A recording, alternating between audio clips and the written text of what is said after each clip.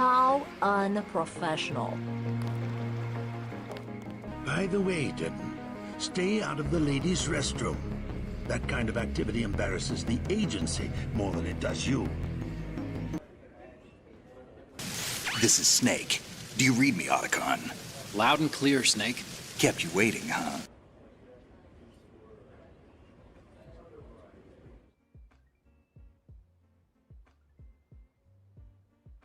Okay, hello, good morning, everyone. Fractured Filter here for another episode of the Respawn Roast Cantina.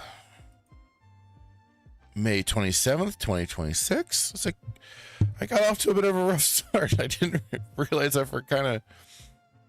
wasn't my usual self of waking up as early as I do, and forgot my alarm and everything. And oh boy, so we're a little late in gay today, but you know, it is what it is. It happens sometimes.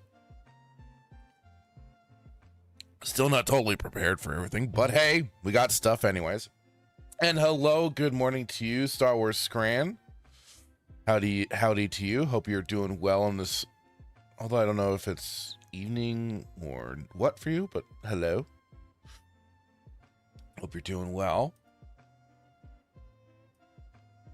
Okay. Yeah. So, like I said, there's been some stuff floating around. One thing I had contemplated handling one week, and I just kind of like tapped out just because it seemed a bit heavy or a bit crazy, and maybe a little out of my depth.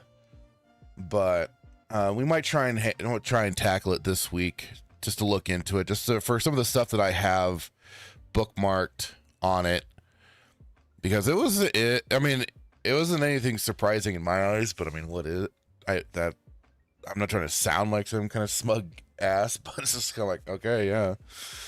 I guess more of the reaction has been not as severe as I would have hoped, but oh well. And good morning to you, Flame Mage. Hello, how's it going? Hope you're doing well too. Okay. Well, let's kind of get this ball rolling, since we're a little behind. As I like to start these out, we like to go back and go through the day of this day in gaming for May 27th. So let's see what came out today. Not just on this exact day of the year, but prior years. So let's take a peek. Okay, I'm glad. So I've also recently upgraded to Windows 11, so I'm making sure everything still works. Yesterday was I did a stream of Twilight Princess. That was also a lot of fun. Check it out. I also seem to have corrected my mic issue with OBS, which is great. Didn't cut out. I was a happy camper. Knock on wood. Anyways, this day in gaming. Let's go. Now, this is always what's kind of fun and interesting about doing these, is it really shows just how far back some of these games were made. And in particular here, good old Dragon Quest, made back in 1986, 40 years ago. I'm just a little bit older than Dragon Quest, just by a year. But yes, Dragon Quest, what was a lot of inspiration for some mangaka and stuff, because they all played it, and this was art. I believe this is still in it, because I believe they started out with artwork from Akira Toriyama, the creator of Dragon Ball. Let's see if some of the images will give us that,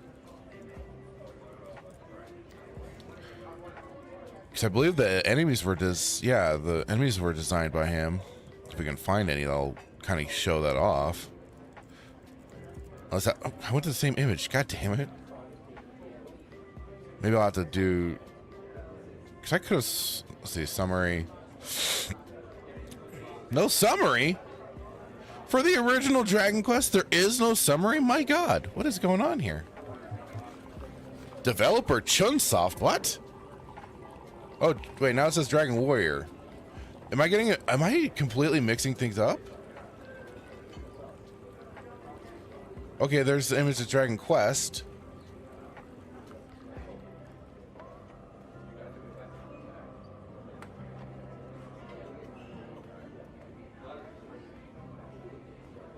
I feel so confused right now for some reason.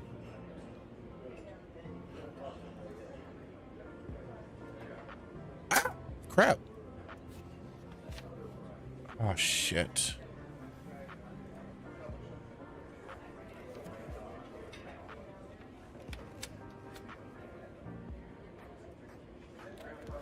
Marvelous. All right, this seems to be the morning for this sort of stuff. I just closed everything out on. All I was trying to do was look at one thing just to see.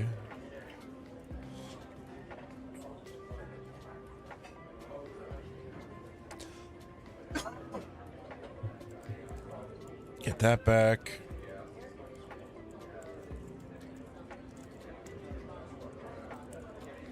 All right, let me. I want to get my facts straight here.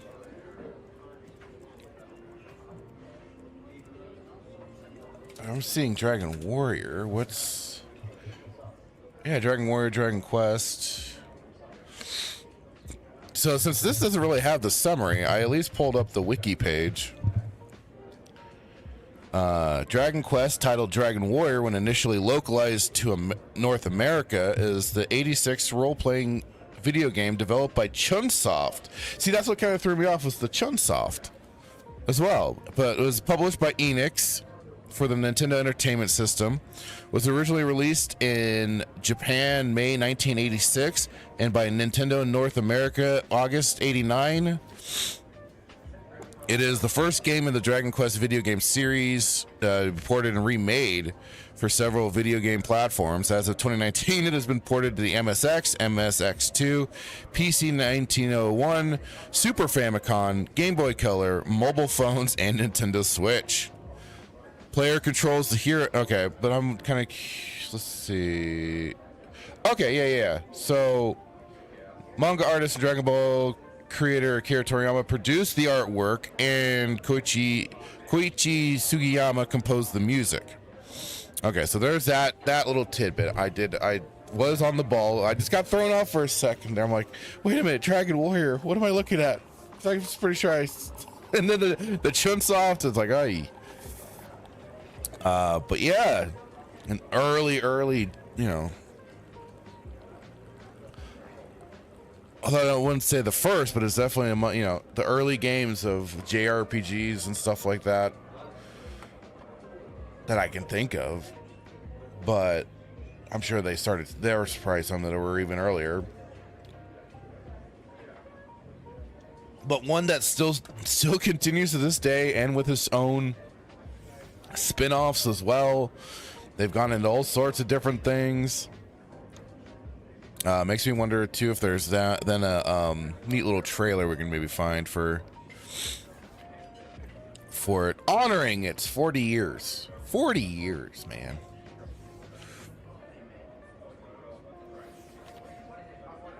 That alone is, let's see if I can find a...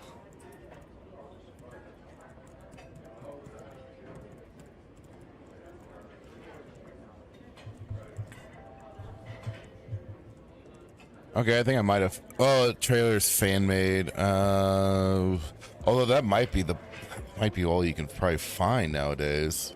Even for something as early as this. 'Cause other than probably... I would think there might have been a Japanese commercial. Maybe not a Western one, but...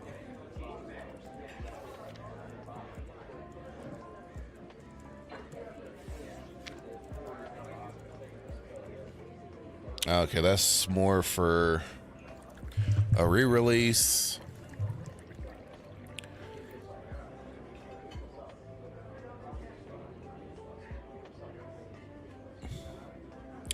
Well, shoot. I was kind of hoping that there might have been at least something.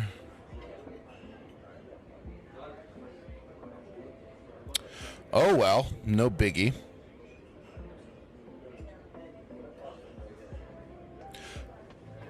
But yeah, And that was kind of interesting too. You know, there wasn't the party system, but it had one-on-one fights. Yeah, it kind of gets shown here. There's the little slimes. Oh, also known as Dragon Quest Japan. Oh, okay. That was always kind of the thing, like with Western imports, like they always kind of did funny things to kind of like either like toughen things up or give a much more masculine tone, which I mean, you know, gaming is and was and forever will be a pretty male dominated hobby. But if you've ever seen like some of the old like cover arts, because like here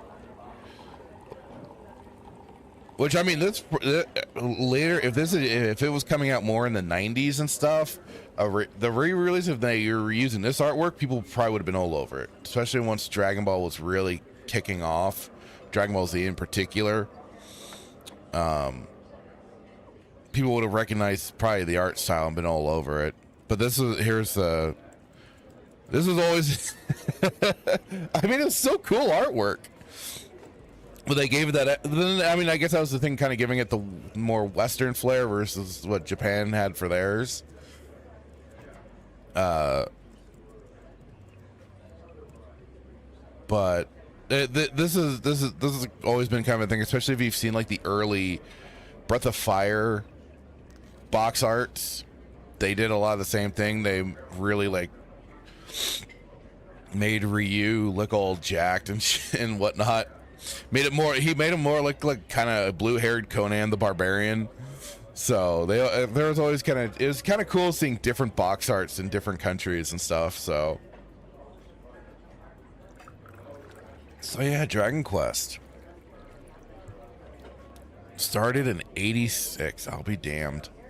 Or no, it was 89, sorry.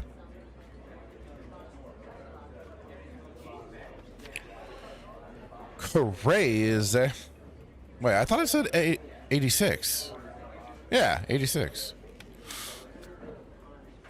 Okay, what else do we have on the list here? Tokomeki Memorial Forever With You. I'm not familiar. That was on the Turbo CD. 70s robot anime. Wow, that's very on the nose. Geppy X, PlayStation. Ace Combat 3, Electrosphere. I haven't played the Ace Combat games. Again, I've heard good things about the series, but I've never played that one. Played of that series. Played any of them on that series. The Hulk. Now, which Hulk game is this? I know there's a couple out there. I remember the PlayStation ones based off of the animated series of the time. Let's see. The Hulk takes place 1 year after the events in the film, so is that the Ang Lee Hulk movie? With troubled scientist Bruce Banner and his enraged alter ego, the Hulk forced into action once again, a new villain known as the Leader plans to use the Hulk's gamma energy to unleash a relentless army of gamma creatures on the world, and only you can stop him. Employ the powers of stealth and logic as Bruce Banner, or command the incredible strength and fury of the Hulk. Take down your foes in fully destructible environments. The Hulk's 25 attacks can hurt your foes and can also destroy your environment. Oh. So some nice destructible environment stuff going on. That's awesome. That's awesome. Always gotta love that. Let's see what we got here. See if they got any. Okay, so we got some long plays. I'm always just more kind of curious just to kind of grab trailers. Let's see if they.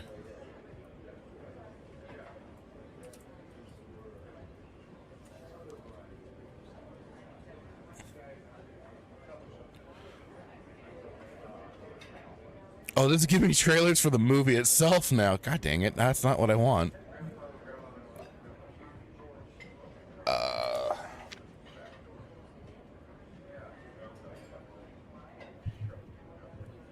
Okay, here we go.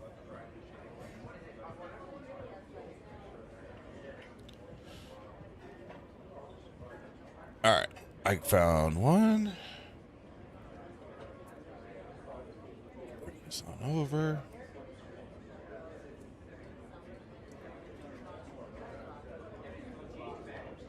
Take a quick little peek.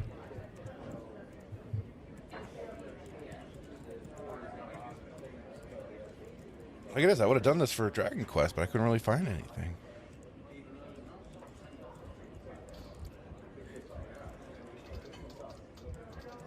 Anger. I feel.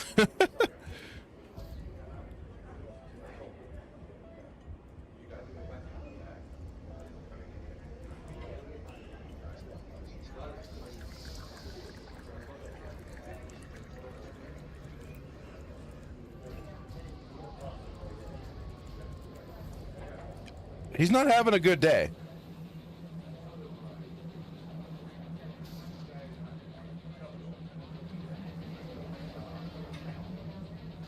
Oh shit, that's my gate.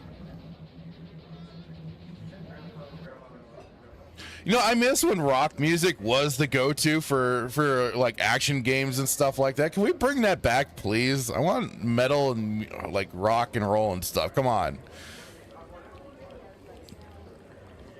Still feels like it's still not, at least maybe I need to watch more trailers, but it just does not feel like they bring us that anymore, that old feeling.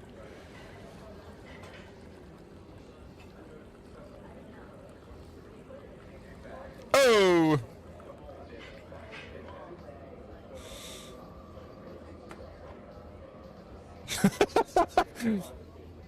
Him just wailing on the soldiers, like, jeez.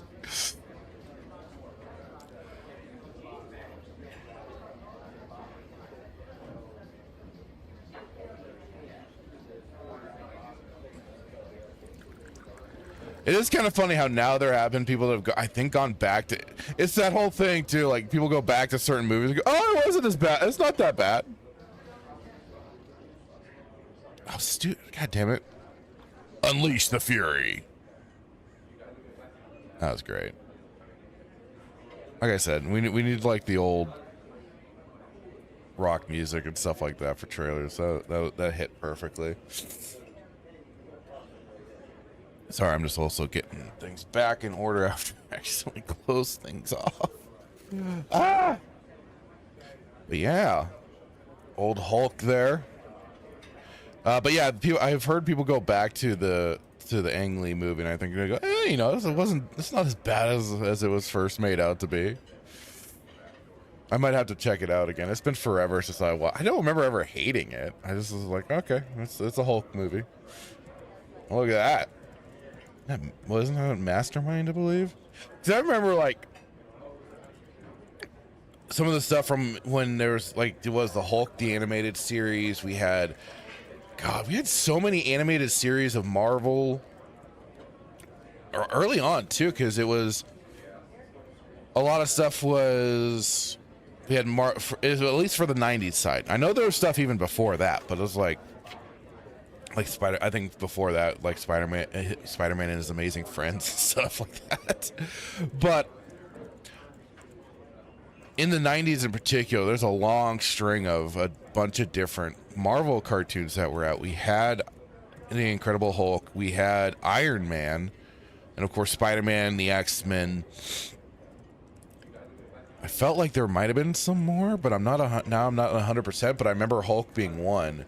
And that was like how, you know, some of us as young kids got introduced to these characters. That's how I certainly, partly how I got introduced to Spider-Man. Although I think before the animated series came along, I had seen the made-for-TV movie of Spider-Man. And I think I'd already somehow checked out some of the comic books and was already kind of checking it out. But that was kind of a lot of it. But but yeah, based off of the Ang Lee Hulk film. There we go. Okay, what else do we have today? All right. Atelier Iris Eternal Mana, Super Robot Tizen MX, Those are both PlayStation 2 games. PlayStation 2 really had a hell of a library of games, which one of these days have to start kind of checking out all over again, and just playing some classics on that system.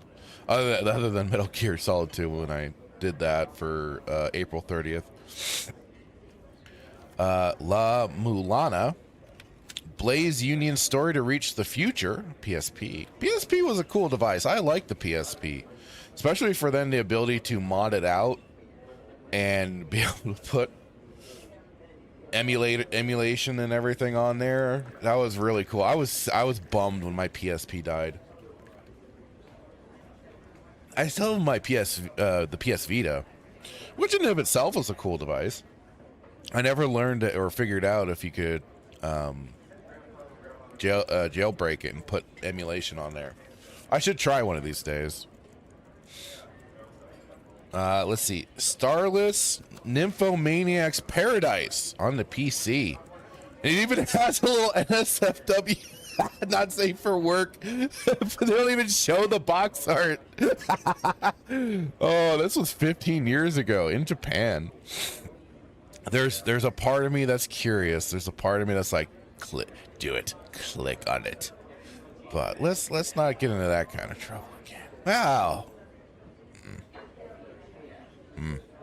Well, anyways, Grid 2, Macintosh, PC, Ace Combat Infinity, PlayStation 3, Mind Zero, PlayStation Vita, just speaking of the Vita, Monster Monpiece, Jenny Leclue Detective. I feel like I just said a slur. Dragon Quest Heroes 2. What's this? Is this one of those kind of Dynasty Warriors type? Dragon Quest Heroes 2 is a hack and slash, field roaming action RPG that sends players on a new adventure to restore order to a once peaceful world filled with hordes of monsters and battles of epic proportions. Up to 4 players can band together in cooperative multiplayer to conquer swarms of enemies and defeat challenging boss monsters.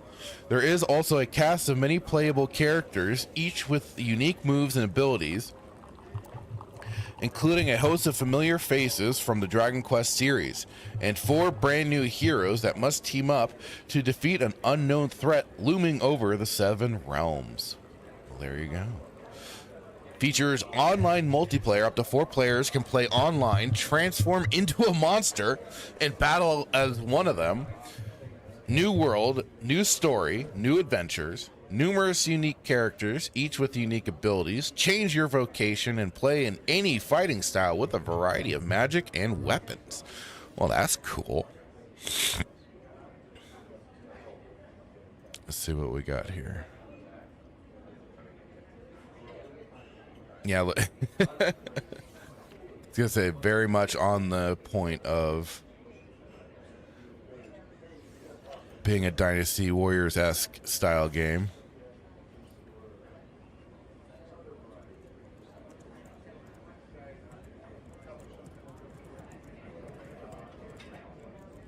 Although that looks like they do have, well, they said of roaming, so I don't know if it's, yeah, they got the little map there with all the little enemies and stuff like that. 'Cause, I mean, it almost makes you look like you are looking at just a regular Dragon Quest RPG roaming around on the field, on the big map, checking things out. Okay, it looks like you have probably a little hub world that you go back to, because that was like kind of the thing my brother liked, especially the Samurai Warriors. Oh God, which one was it? It was the Samurai Warriors one where you do more of like Empire, kind of like Empire Builder sort of thing. I forget which one that is specifically.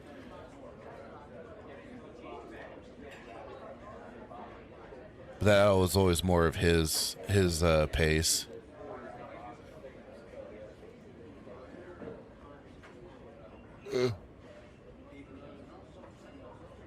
But also very cool.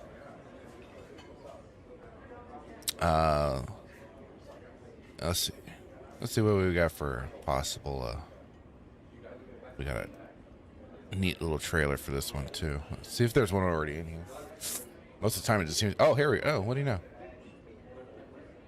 2 minutes. Let's go for a little bit shorter one here.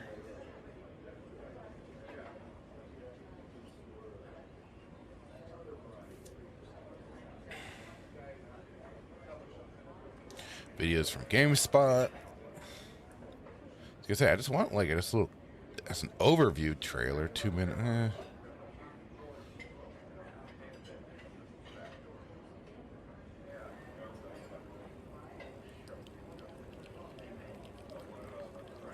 Well, shit. Let's just. Yeah, I guess we'll just go for that then. Let's just. If it's okay, I was like, is it gonna work?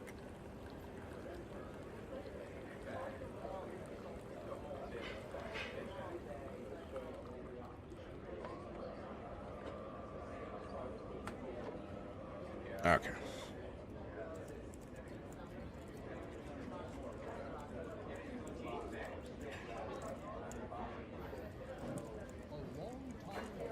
A terrible war swept across the land and split the Oh, world God. into 7 realms. And no peace has reigned for 1,000 years since. A dark cloud now looms on the horizon.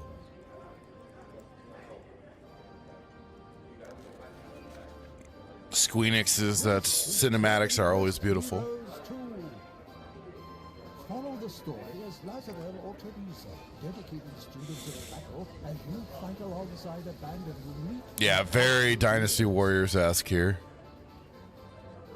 Prepare for your journey. Interconnected environments. Oh. Set out with a party of 4 as you travel across a variety of vast landscapes where everything is connected and danger lurks around every corner.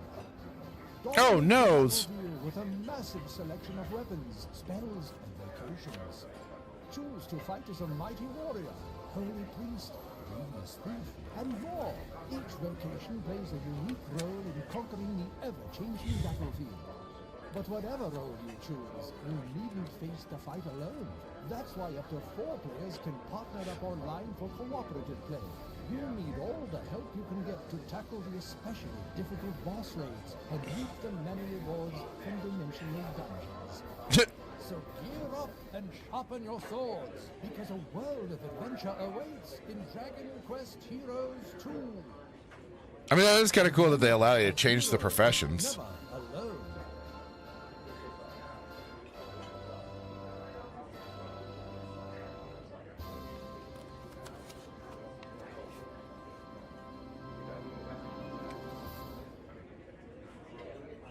Well, there you go. There you have. Oh, and there's you turning into a monster. Why a slime?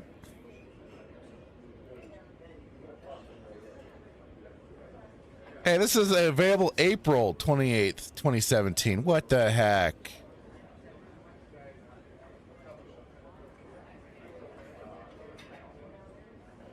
Okay, I guess the for today was the Japan release. Okay, the American release was late. Was I'm like, what is it? What are you doing to me here? What are you doing to me here?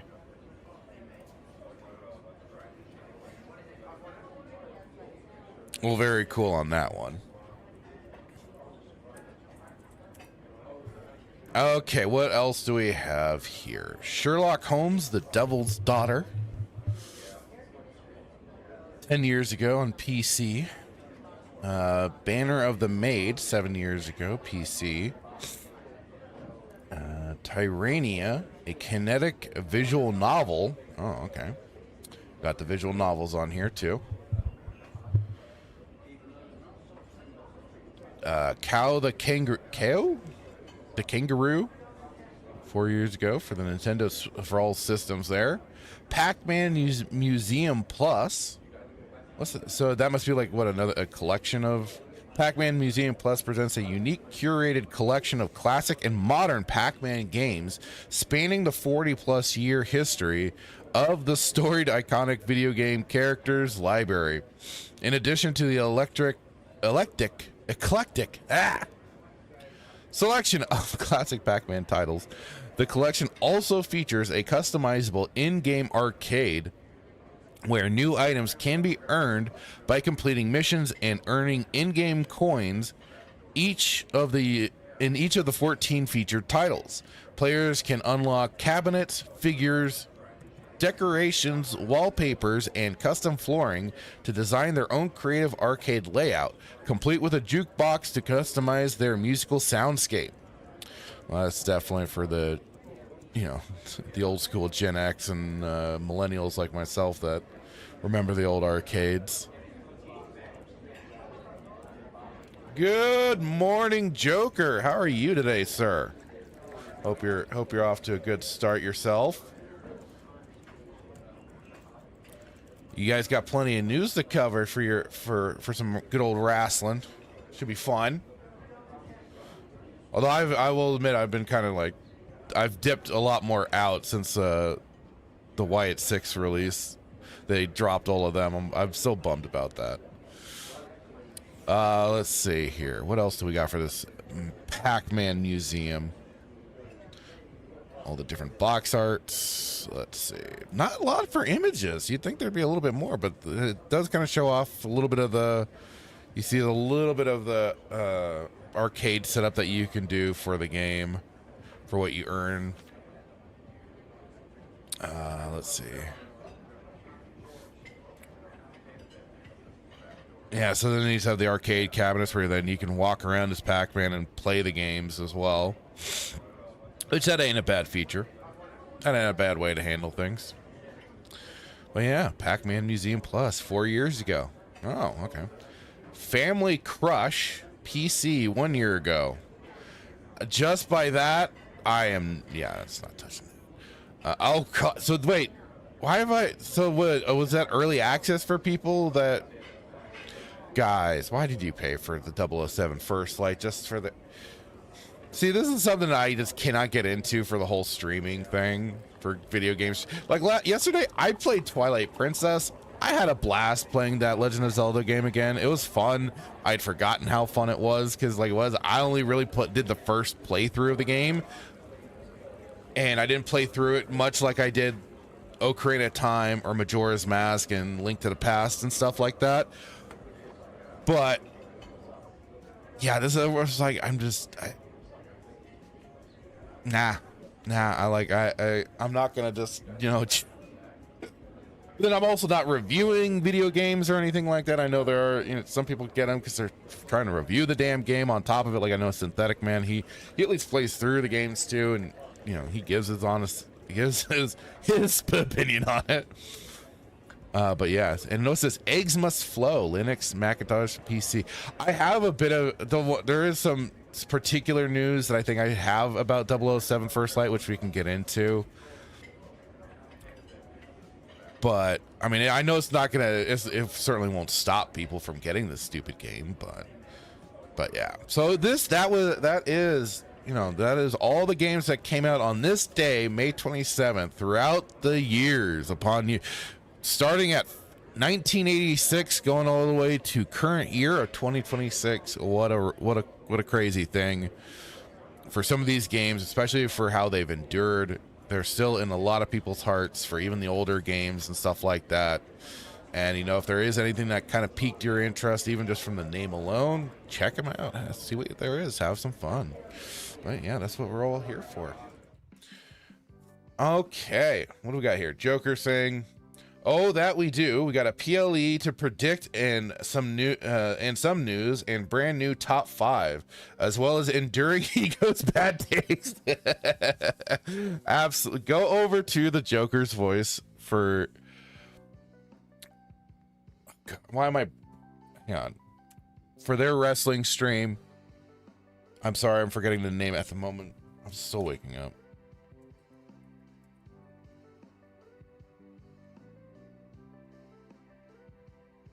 Over before Wednesday night is overbooked. Check it out. It's a good stream. They get into it, and Joker keeps things concise and keeps moving and stuff like that, which is a good thing. I'm never around because I do what I do here and I just yammer the hell on.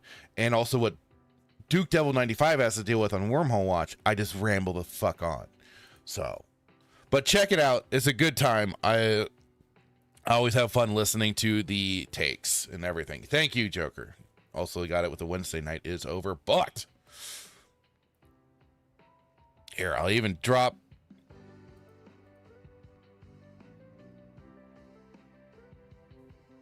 Even though we're video game streaming here, I'll happily. There's the link to Joker's channel, or at least it should. There it goes. My social stream ninja thing is working a little goofy right now. Let me make sure it dropped in. Oh, it didn't drop in YouTube. So there's on the YouTube side. Oh, there we go.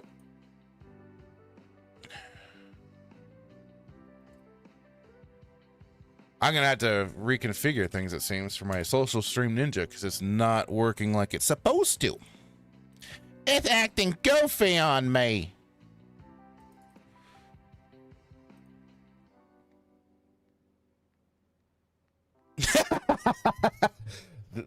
Them's the facts, Joker. Them's the facts. He says, oh, you and Matt on the same stream, nothing would get done. Hey, I've been trying to learn. I have been trying to make things a little more concise on Wormhole Watch in particular, because Brad was certainly... But like I said that one time when Matt was going off, I was like, okay, so this is what I sound like. Okay. A slight rib, but at the same time, I'm like, yeah, okay, I get it. But I also just do not know as much as you guys. Like, you guys are all got this knowledge, and it's crazy. Even Ego, as he's learning, and he's picking things up and stuff like that. I wish I had the knowledge that you guys did, or at least could retain it as well as you do. Like certain memories and stuff for video games and stuff, I can keep some like TV shows here or there, but not to the same extent. Like, especially the way you guys bring up old matches and stuff like that for your some of your top fives. It's really cool and fun to listen to. So yeah, nothing would get done, and I would be a lost, scared, confused little puppy, because also I've been out of it for the longest time. But yeah, here we go for that was This Day in Gaming, and a little good plug for good old Joker over there. Okay. So like I said, I have some stuff that I had bookmarked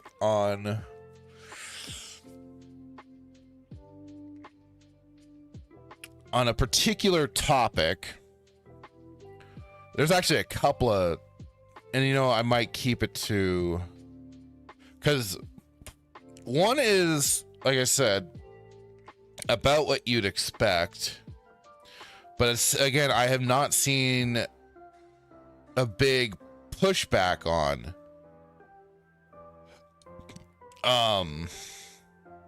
that I'm aware of. And I'm sure people will correct that.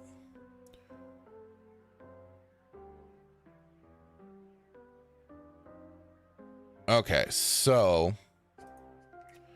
give me a moment here while I collect some of these. I meant to do this. All right, Joker, thanks for dropping by, man. You have a great rest of your day and try and survive work. He says, all right, getting back to work. Have a great day. Toodles. Have a good one, sir.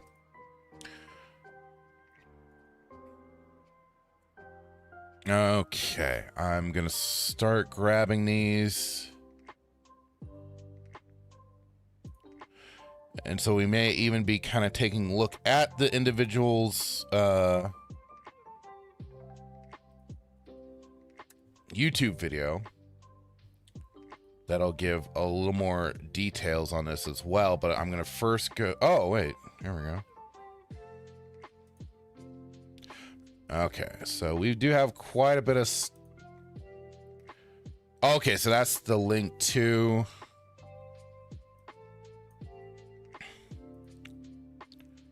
Don't need that one. Let me...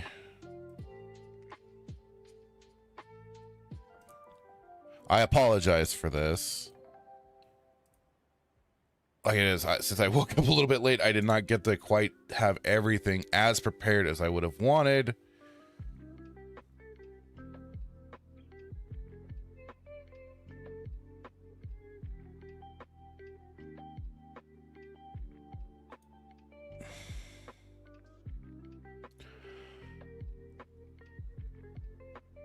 Because I also could have sworn this person had it as a YouTube video, but I guess I must have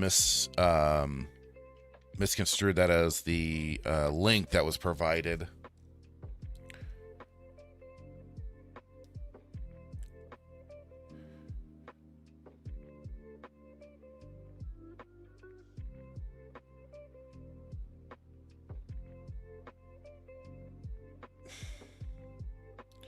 Okay, yeah. So we got this is quite an interesting topic. And we'll also see if let me just double check this really quick.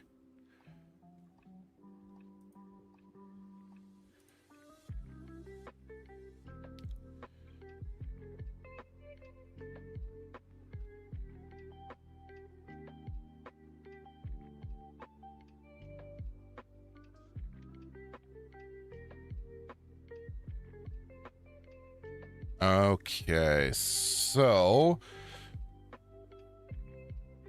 okay.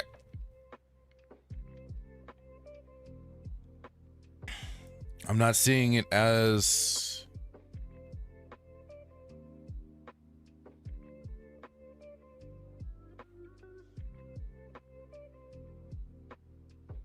I'm not seeing it in video form from this individual. But here we go. So this post originally came across my timeline thanks to Cellshade, who had shared the post, because I don't happen to follow this individual. But this came from Nasmer9 on X that I saw this. I'm all about, give all credit where credit's due when I find this sort of stuff. And he points, of course, to the YouTuber, but he says YouTuber Blue Drake 42 has evidence that Tencent not only pays YouTubers to shill games, but sweetens the pot to quote unquote not mention Tencent directly and hide that it's a paid sponsorship. This should 100% be the next Stop Killing Games movement, but YouTubers won't bring it to attention. I wouldn't say a Stop Killing Games. I mean, maybe to the level that it's actually getting success for Stop Killing Games. Definitely falls under the old. For anybody that remembers the old Gamergate days, this was the sort of stuff that was the game journalists were in cahoots with. And doing and hiding things and not disclosing their little clubs and stuff like that, not disclosing all their information and everything. So what he links to is the post. Oh, hello Decrepit, how's it going? Hope you're doing well today. Okay, so Connor Blue Drake 42 Hill here had posted, this was 2 weeks ago, so we're, like I said, I was considering it, and I was just like, I wasn't sure if I really wanted to dive into this, what for information that I had, but here we go. So Tencent offered me a sponsorship recently, which I turned down. However, while they were trying to sponsor me, they accidentally showed proof that they buy views for videos promoting their games and also buy comments faking positive reviews. I always suspected that they did this, but to have hard proof of this is hard proof of this now is wild. They also constantly tried to bribe me to remove any mention that they were paying for me to promote Tencent, because they wanted the video to appear organic, which is obviously illegal. The company that originally reached out never even told me that the contract was for Tencent, but I found out when they kept telling me to change everything in the video to talk about how great Tencent is. So some of that Chinese push there. So that's when I started digging. Tencent is using shell companies registered in America to pose as an American company. And this is where, Tencent, as for people that have been kind of following along with some of this stuff, they've bought in stocks and shares in companies like Epic Games, the producers of the Unreal Engine. And that's why a lot of people are very standoff with Epic Games and their launcher and stuff like that. But I mean, I say take their free games if they're going to give them to you. But I understand why people are like, hell no, I won't go. I also have, I don't know where Razer falls for gaming peripherals and accessories, where they fall, but I remember seeing that they have a thing with Tencent a while back, because Mark Kern went on his little crusade against Tencent, and I remember he was on his Ember page that they had the Razer gaming product stuff as a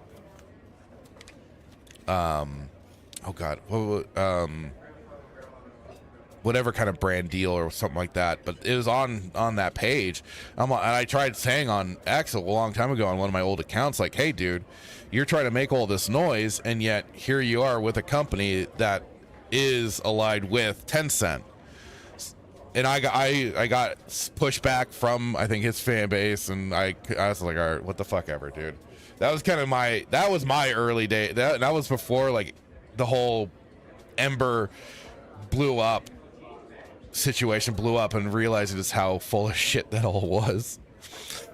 But yeah, so that was certainly one of my early days of just like, all right, dude, whatever.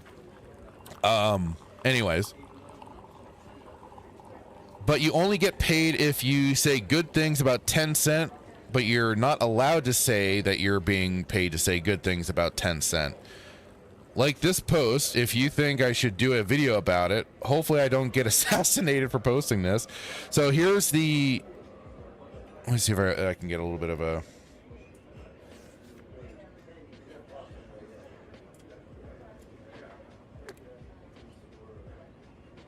Okay, so this looks like a DM post or something like that. Actually, about this, the client is asking if it's possible for you to talk about the products themselves without mentioning the word Tencent at all. We want the focus to remain on the technology and the tools. Which, to a certain extent, I would understand, but but that would be like if you are the person themselves. But yeah, when you have a company like Tencent, though, sorry, that has to get kind of mentioned there. Since this is a specific request to remove the brand name throughout the narration, please let us know if there would be any additional cost for this. We are willing to cover the extra fee to ensure the voiceover perfectly aligns with this new requirement. And then he replies, okay, I'm done. Cheers. Let me know if you want me to publish the existing version of the video. Otherwise, I won't be finishing the contract. That is the only remaining thing that I am willing to do at this point. Please, these constant requests to violate United States law are extremely inappropriate, and I'm at the point where I don't feel comfortable working with your agency. I'm sorry that we were unable to make this work. And I mean, kudos to this guy for putting his foot down and not gobbling up the funds on that one, because some people would just kind of, all right, yeah, I'm getting paid how much? Sure. And there is extra, he does drop some extra things here.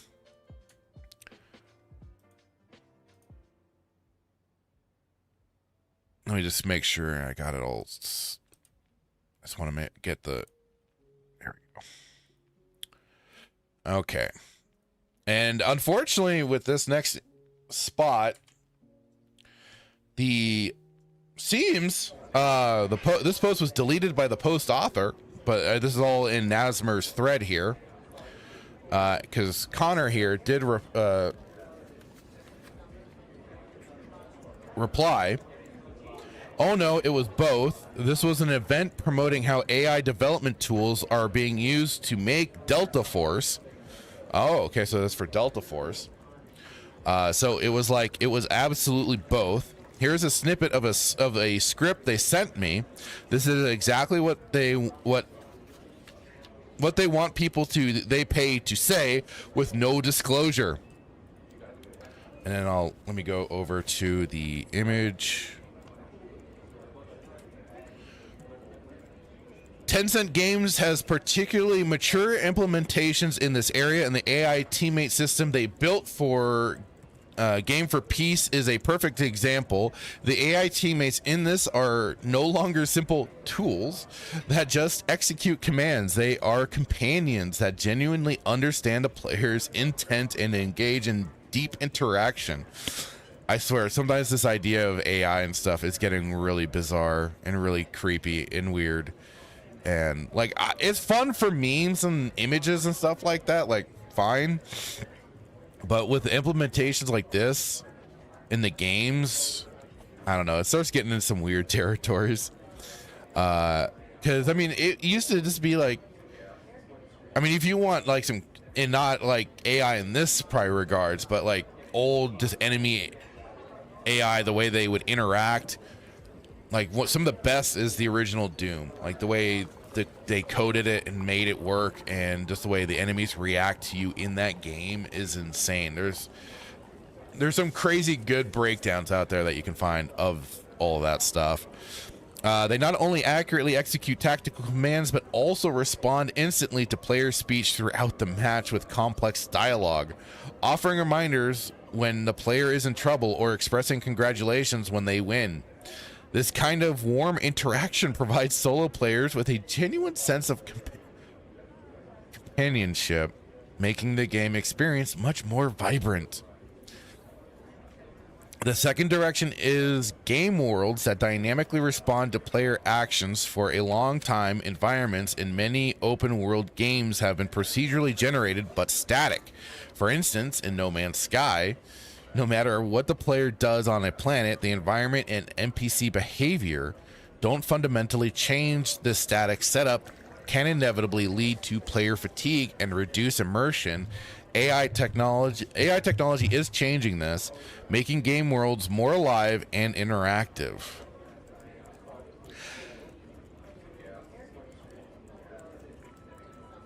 So this is the thing, like I see AI in a couple of different ways. Like I see it as a tool. Like it can be a useful tool for certain things.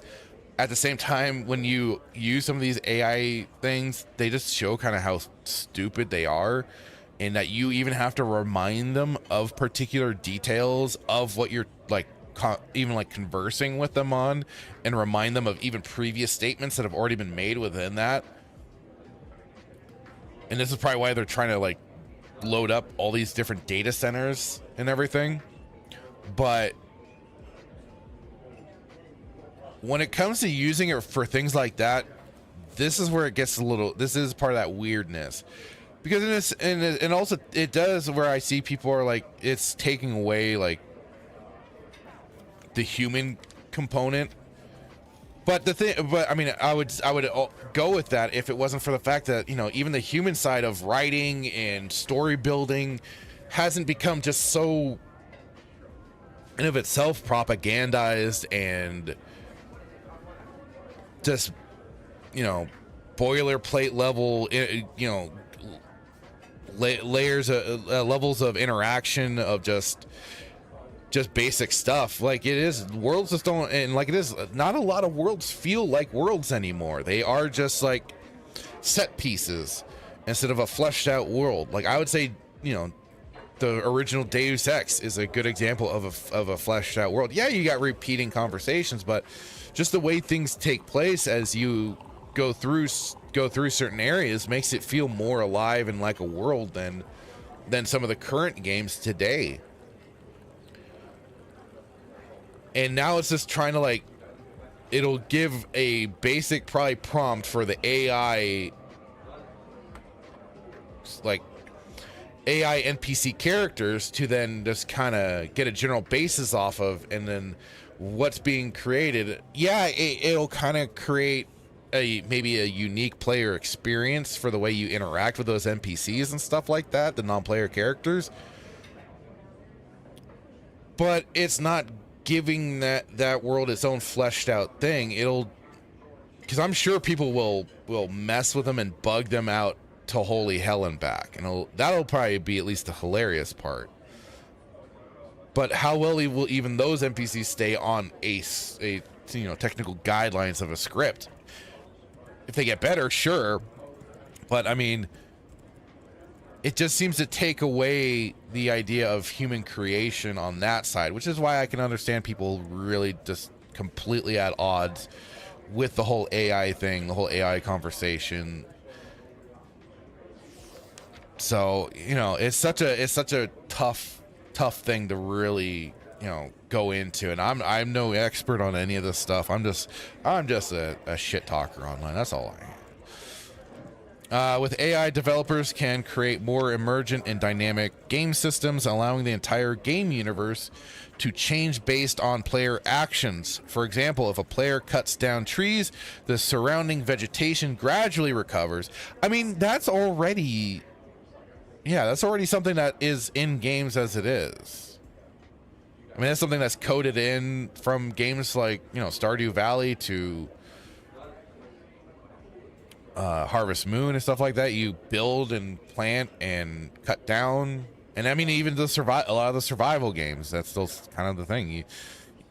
I don't think you really deforest a whole lot of places, at least from what I've played for some of the, like Ark and stuff like that. But yeah, if players help NPCs complete a task, that NPC's subsequent behavior and dialogue will change accordingly. See, that's where the human side can come in, creating interesting and unique dialogue if they have that ability to create interesting and unique dialogue, I guess. Tencent Games is actively exploring this direction as well, currently testing AI-driven world-building tools in popular games like Game for Peace and Delta Force. By using AI to optimize the dynamic response of game environments, they aim to create a more immersive experience, making players truly feel like participants in the game world, not just observers. The third direction is the dual revolution of individuals performing driven by AI. Currently, there's ongoing debate surrounding the DLSS 5. Some people love that's some moon runes there, extreme visual experience it offers, while others have reservations about its visual style, but it's undeniable that DLSS 5 represents a visual style that is impossible in electronic games before it leverages AI. So this is, like he said, this is a script that they send people as part of what the people should be reading off what they're saying. And yeah, is actively trying to promote them. He does have another thing here. Just a moment. Let me get that. So this was okay.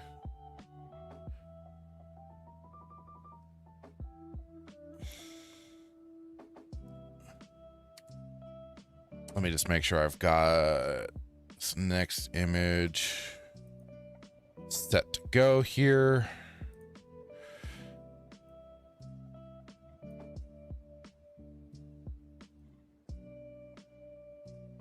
Again, sorry for not being as prepared as I should have been for all this.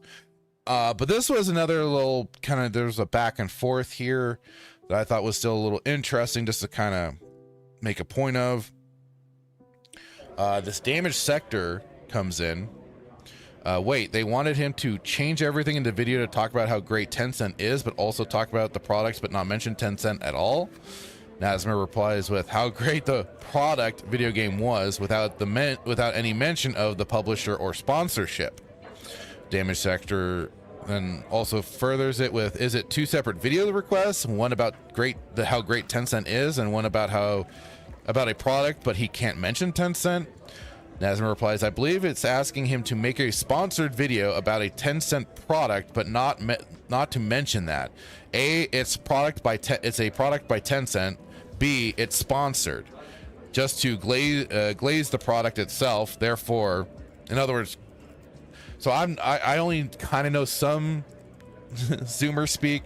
Glaze is more of like, just promote, put them over sort of thing. Therefore, paying to promote Tencent without mentioning Tencent. He says, but that contradicts this part. And he says that I found out it kept telling me to change everything in the video to talk about how great Tencent is.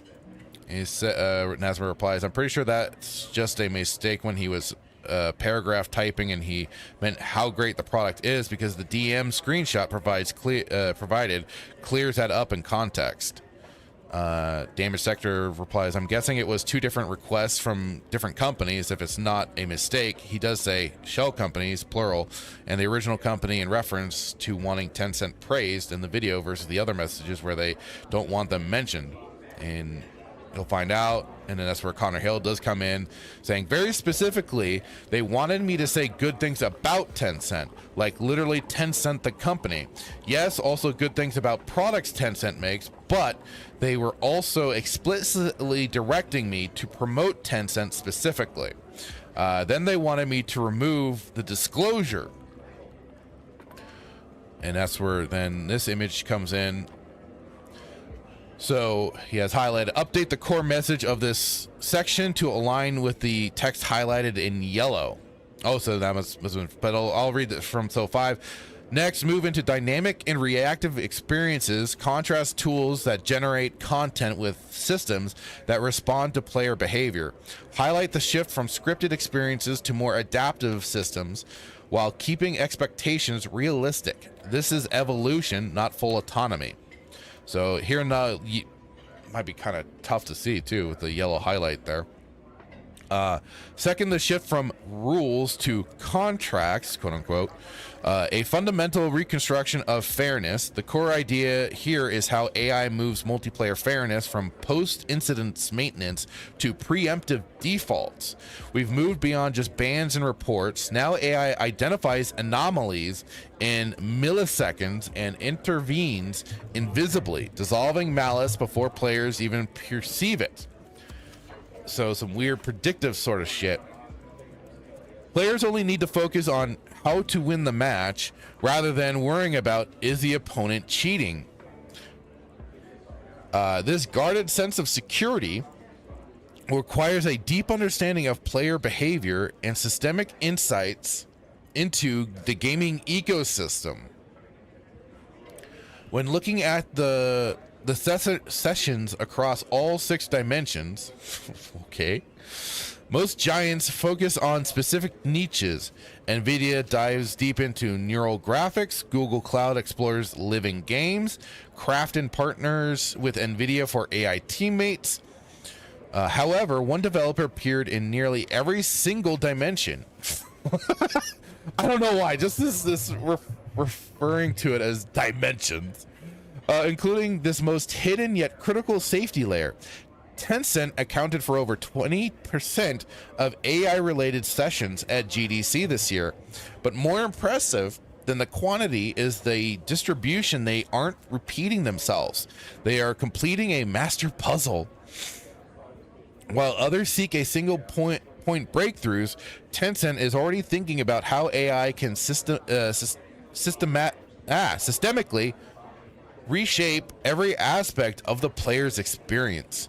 They've already deployed AI applications across over 40 game titles, covering everything from character behavior to live operations. As a Google spokesperson noted during a forum, as a leader in the Chinese market, Tencent has announced AI applications in over 40 games, and that scale is clearly expanding. I believe they are pointing the way forward for the entire industry on how AI should be applied. This isn't just praise for a single technology, it's an endorsement of a systemic exploration. And this is some of the stuff that, I had already seen from being posted from this gentleman. It's wild. And again, yeah, like even, I mean, Nasmer pointed out how you aren't seeing too many YouTubers jump into this and talk about it. It's like I said, this was the sort of stuff that, back in 2014, 15, part of 16 and stuff, what people, pushing for Gamergate were trying to point out in the industry.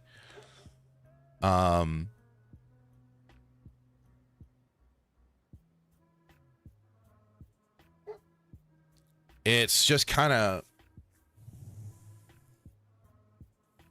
wild that it is this, not getting that whole lot of additional attention. Like I do see some people in here that I recognize.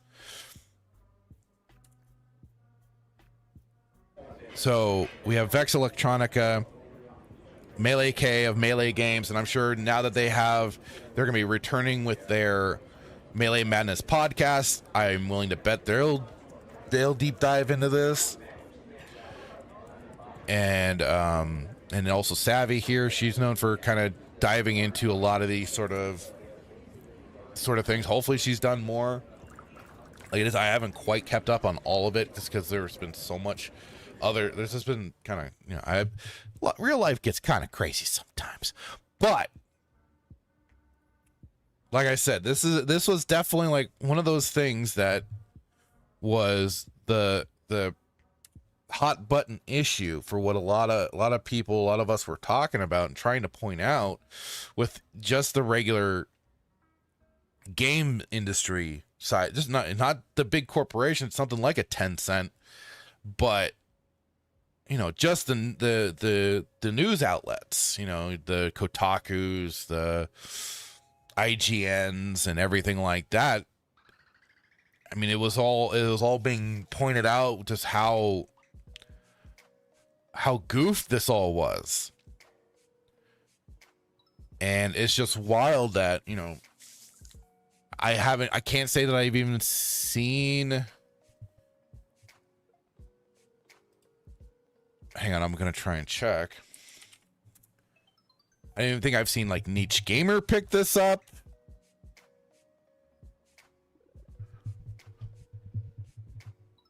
And they were kind of one of the news sources that came out.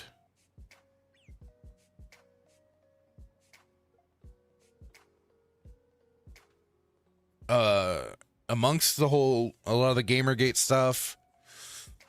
Yeah, the last thing that they have is 3 months ago, Trump admin debates forcing Tencent to abandon Western game investments. That's all I'm seeing there on their side. Let me check out old Tech Raptor. It's been a long time. But I also know that they kind of turned more into a shitheel. Basically your basic bitch game news reporting place shortly after some of the Gamergate events. Okay, yeah, anything from them was 2025 of December. Sony and Tencent reached settlement over Horizon-esque Light of Motoram. So nothing there either. So that's also just kind of the whole like disappointing aspect of some of this. Let me see too if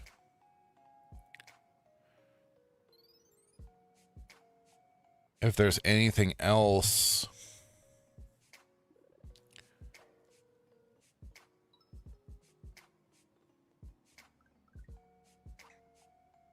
From Connor on his page. If he mentions anything else, I'm not seeing anything else, at least on his X page. And like it was, I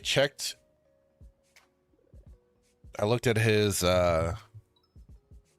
YouTube and I didn't see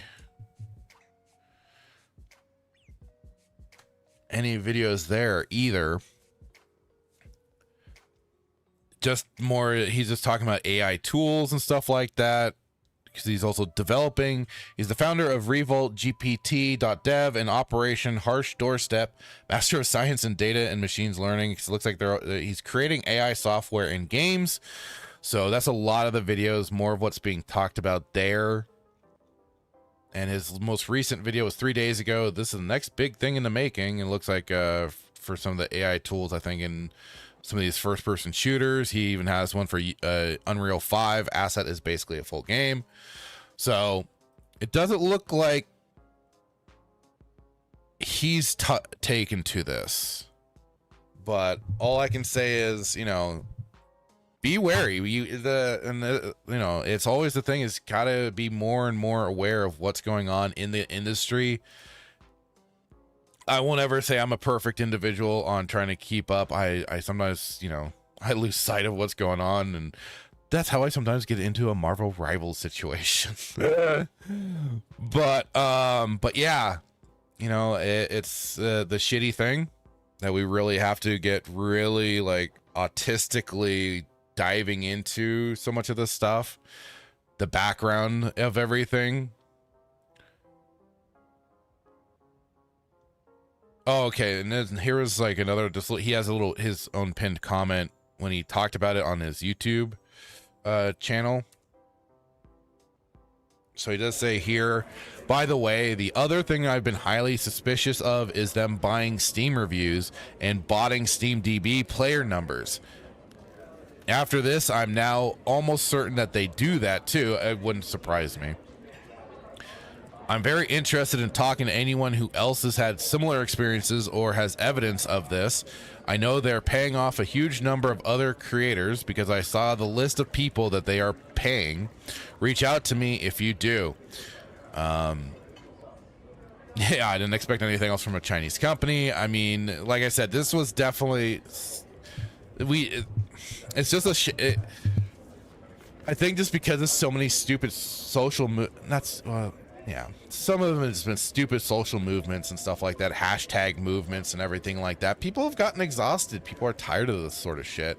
So it's how easy like some of this can go now to the wayside, except for something like Stop Killing Games, which has kept momentum. And I think that's in part because of Ross Scott of Accursed Farms. He's been like he has been the figurehead push for that for, I mean, almost a decade before it even got more media attention, because he did it with his reviews going back to oh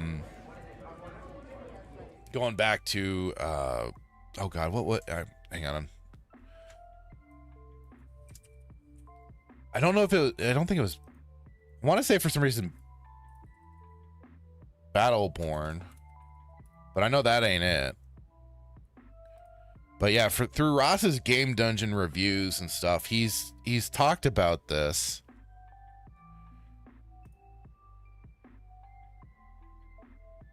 For a long time, because he first initially like started a whole email campaign to EA over the game when it got shut down and everything, because he also documented people's reactions to it. Battleforge, that was it, Battleforge. So, you know, I think that's been the benefit. He's been kind of the figurehead for that, and he's genuinely wanting to get certain things done. So he has much more of that ambition for it. And a lot of these the hashtag movements and stuff like that didn't have the same sort of thing going on, and it always devolved into shysters and grifters and stuff like that taking over and derailing the central message and turning it into pure nonsense. And it's sad because it's happened so many times that I've seen. But yeah, that's the you know, and remember, for Tencent, that's one aspect of all of this. We gaming companies have been doing this for decades as well. They've been, you know, we know that they've been paying off reviewers either through, and most recently I think it was that mixtape where they were sending out these big bundles for reviewers, and then oh my god, suddenly it's all 10 out of 10s across the board. So just little things like that. And yeah, if you're feeling up to it, go check out the dude's channel. Blake Connor there. Connor Hill. check out his YouTube channel there that I also showed. Because yeah, that's pretty wild. Some wild stuff that at least we got. It's like getting confirmation on is the best part. So, okay. Get to chat here. Sorry, I've kind of ignored you, chat. I just wanted to get through all that information that I had from what I've bookmarked. Keep digging. Keep digging. Okay, decrepit Chinese camouflage jutsu, pretty much. They're great at that. And he asked, "Did you see that Witcher 3 is getting a new DLC? First thing I woke up and saw this morning." No, I didn't. Do you happen to have a link or something you can shoot me on X or Discord? I'm kind of curious now. Huh. I didn't realize. Yeah, let me try and...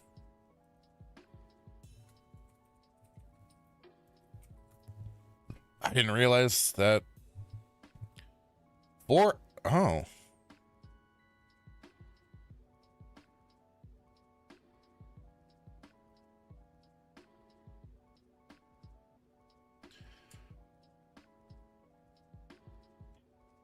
So, yeah, here is from the Witcher account on X.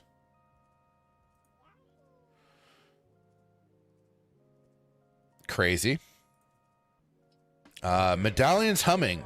That can only mean one thing. It's time to announce The Witcher 3 Wild Hunt Songs of the Past. This brand new expansion for The Witcher 3 Wild Hunt will take you to the path with Geralt of Rivia once more. It's being co-developed with Fool's Theory, the official Twitter account of Fool's Theory, the independent game studio behind Thaumaturg Game and Seven the Days Long Gone, and is coming to PC, Xbox Series XS, and PlayStation 5 in 2027. Stay tuned for more information in late summer. Huh. With new content coming to the game, we also need to update our system requirements to ensure smooth performance and compatibility going forward. These requirements will become effective starting from the next update. We originally planned to make this big reveal during our Red streams tomorrow, but let's say we found something we didn't yet expect on Red Launcher. Huh. So let's see what we got here.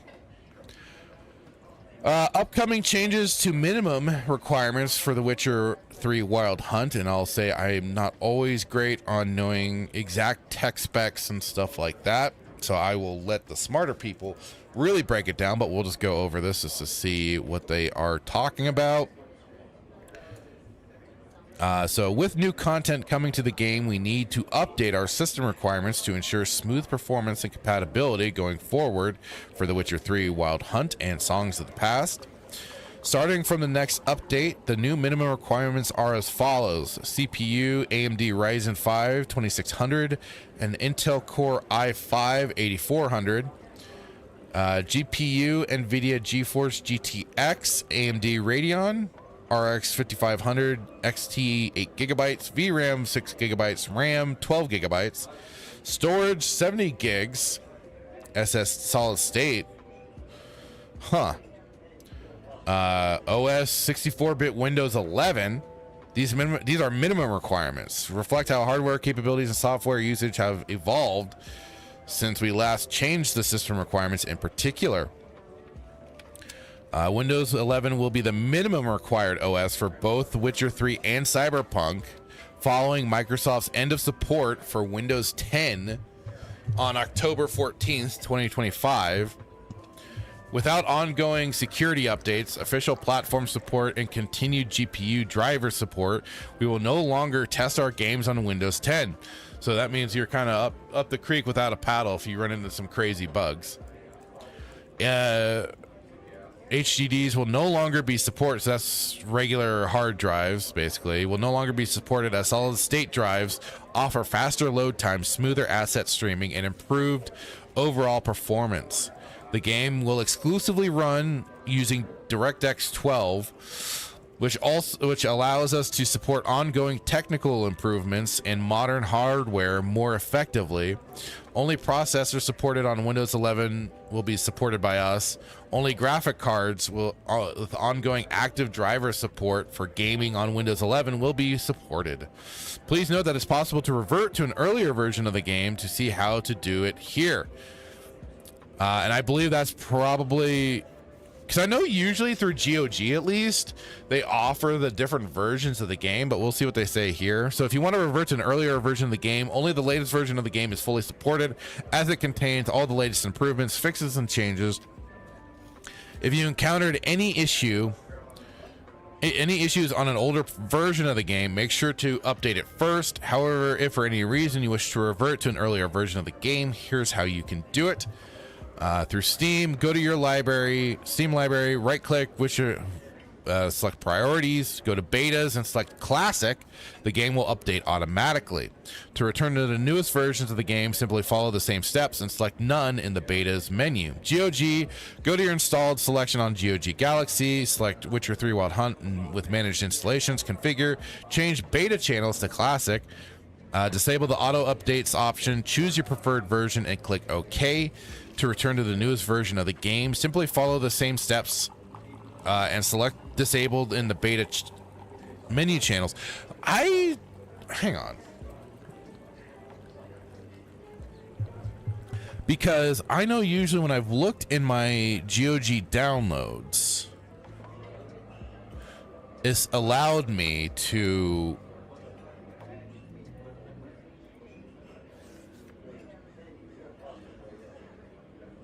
usually download like previous versions and stuff.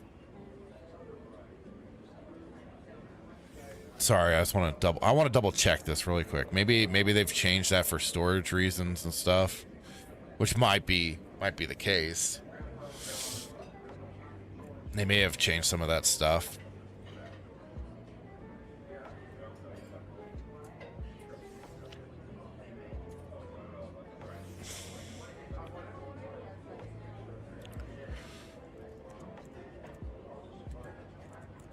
Yes. Let me in. Let me go to my downloads. Oh, god dang it. Where is it? Games. There we are.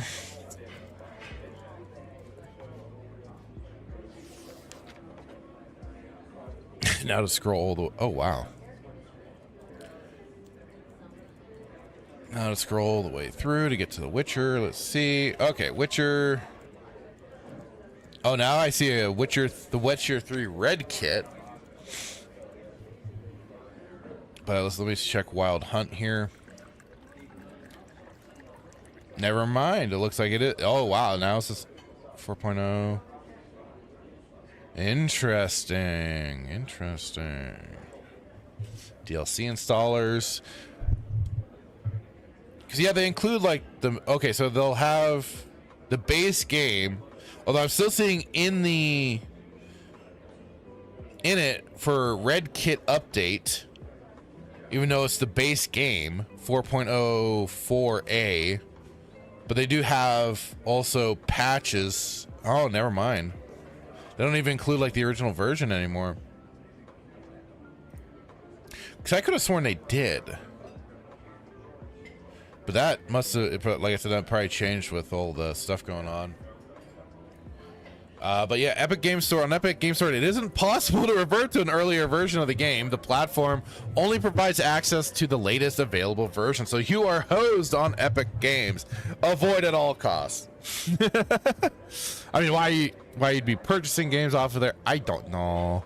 But there it is. So yeah, we've got an update with The Witcher 3. They are going to be making a new DLC. I don't know if that spells any kind of ill tidings for, was it Witcher 4 with Ciri? But that's interesting. That's interesting that they're doing this. Okay.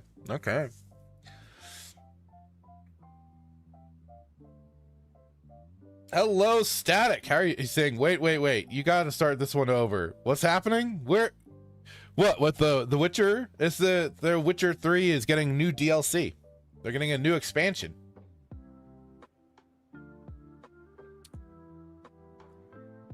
just announced, thanks to Decrepit there telling me about it.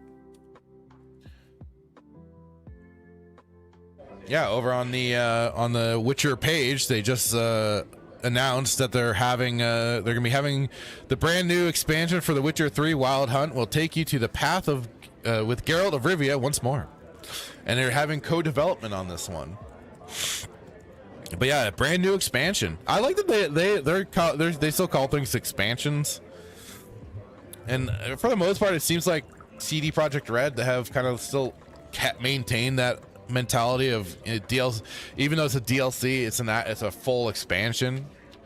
At least I'd have to ask my brother again more, because he's played through The Witcher 3 completely and done all that stuff. So yeah, that's sudden and interesting news there that CDPR is bringing out a new expansion. Oh no! Again? Static is asking if they're gonna kill Geralt. I mean, that's part of the Geralt's storyline. He already got killed once, so I guess they'd be killing him again. Because it was Geralt and Yennefer were killed, and Ciri is the one that brought them back somehow. I don't know all the details, but I know that was the gist of it, and she was the reason for them coming back. So, I mean, I don't know, or maybe it's Geralt's retirement, his final hunt, his final.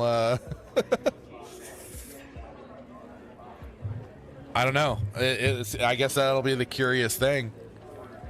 That will be the curious thing of what they're gonna do with Geralt in this one. Now that you bring that up, I'm kind of like, oh shit, yeah. That's he said, Static saying sounds like a move to transition into Ciri the Witcher. Probably. Well, that's probably gonna be it. Like I said, either like you say, they're gonna kill him, they're gonna retire him, which is probably the two things that you could go for, or he fucks off somewhere, I guess, which is again part of I would think retirement and everything like that for old Geralt. He's had a long run of it. Damn it, he deserves a break. He deserves a break. Damn it. But yeah, I guess. But I mean, the Witcher world, I don't believe is a small place. I mean, and I don't know all the details of the Ciri Witcher game. So, I mean, it could be taking place anywhere, far from where Geralt would even be. But I mean, like it'll be curious. Also, if it'll just be a bait and switch, like you say, to transition into Ciri, like halfway through this expansion, whatever happens with Geralt happens, and then it goes right over to Ciri. Maybe they do that too. So a little bait and switch, a little bit. Who knows? Well, I get more details are to come. They say stay tuned for more information in late summer. And I guess there was supposed to be a stream, the Red streams tomorrow, but we found something we didn't expect on Red Launcher, so it'll be curious to find out what the full details will be. I just think it's funny that they're bringing a DLC to this game after so long.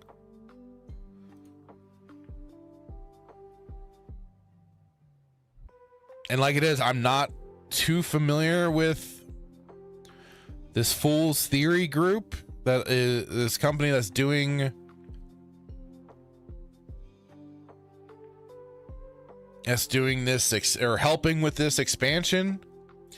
All I see here on their X page with this Thaumaturg, it's a story-driven RPG exploring the dark and esoteric side of our reality, set in early 20th century Warsaw. They have the Steam page for it.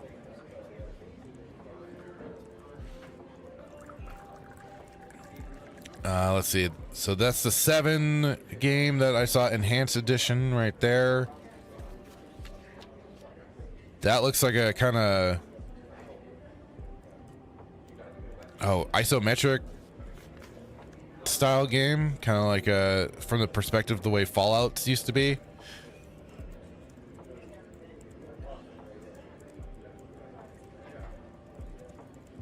But yeah, Thaumaturg is a character. Go away.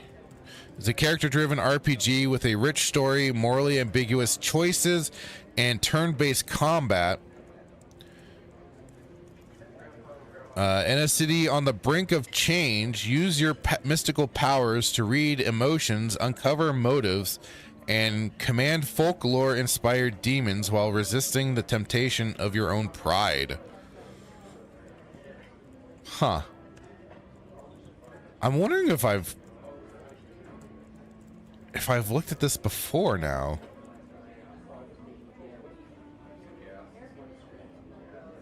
Now I'm curious. Like, wait, have I looked at this before? Let's bring this up on the...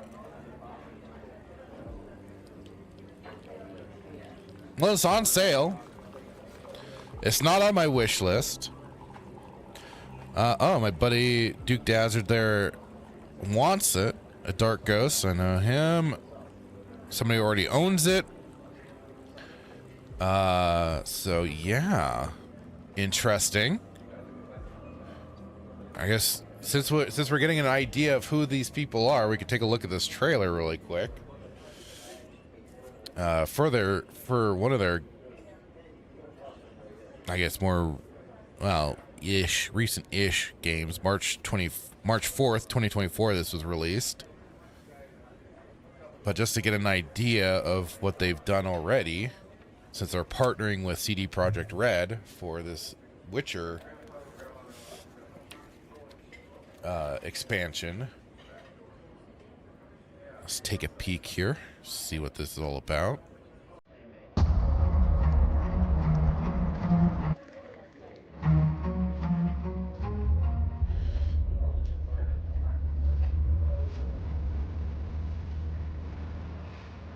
Oh, okay, another isometric style game.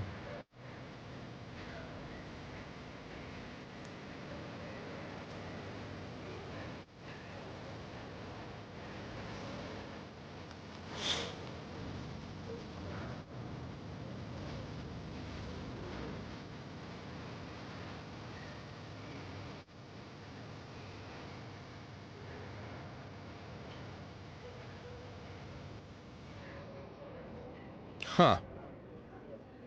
Everyone has their own demons.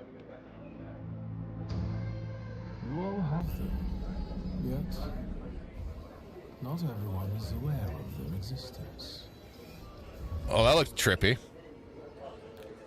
I know you.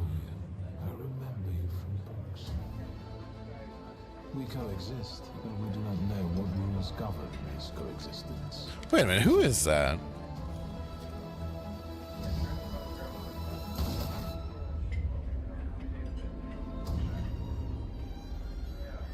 They dwell deep inside you, where they fester, twist, and whisper. Edic was a perfect tidbit for you. I take her flaw, you get rid of the golem. I can take advantage of these flaws in others. You feel evil energy creep out from every corner surrounding you. Yet, I am not free from them myself. Being a thaumaturg is a sin?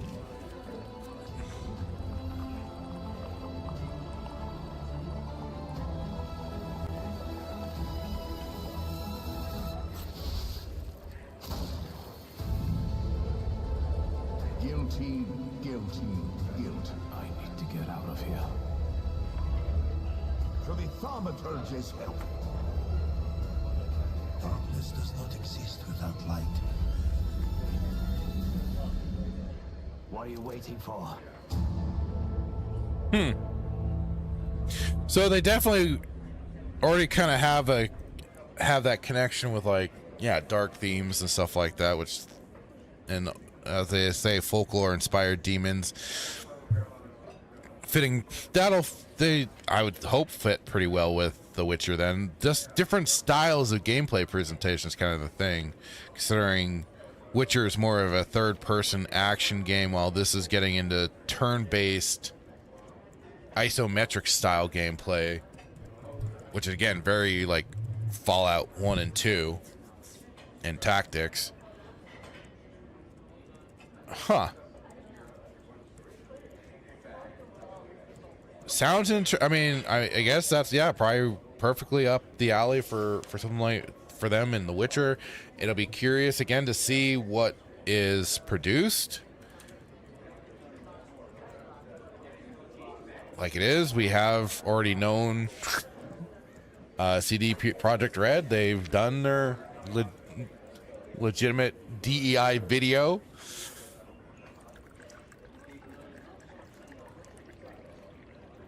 Or was sorry, the other, was it the other one?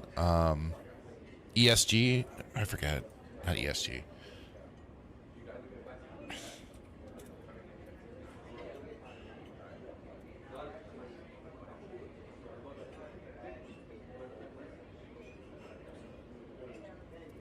Trying to remember exactly what it was.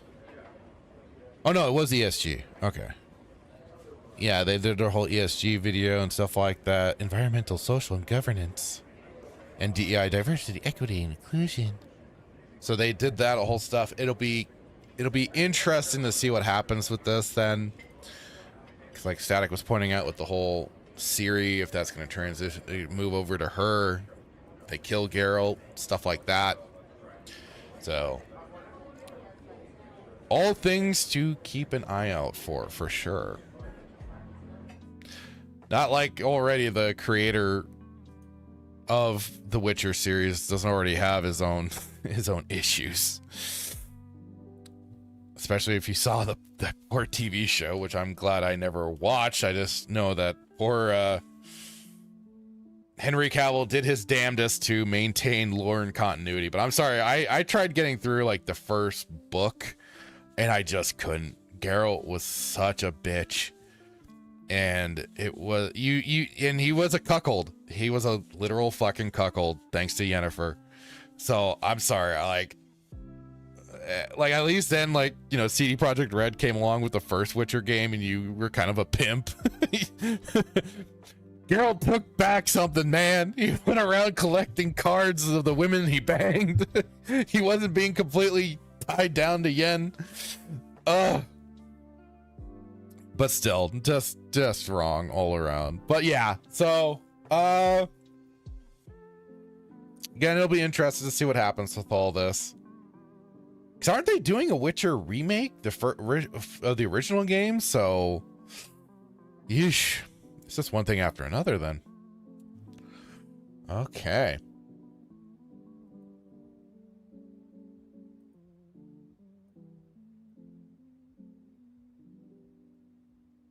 All right, so I do have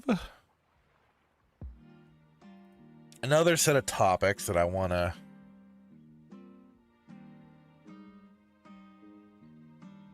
dive into that I thought was kind of a curious thing.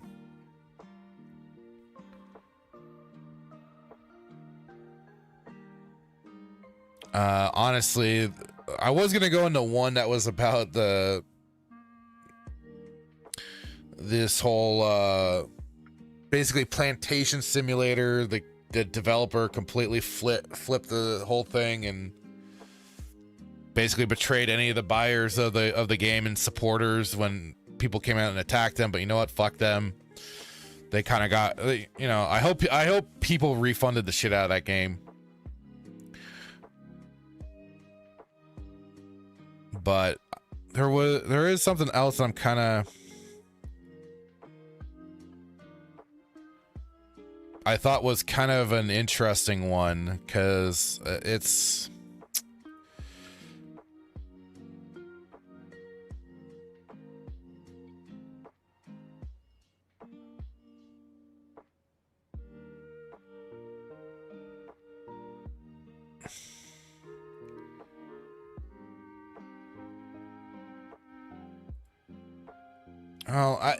but like at the same time, it's felt very, I don't know, very confusing, so maybe I'll kind of skip on that one for now. Let's see.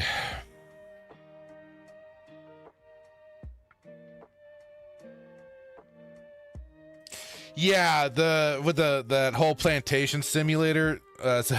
Static saying supposedly there are ladyboys working the fields now. Kel says the developer's trolling people. Okay, what? Because I thought I heard the developer themselves was a femboy.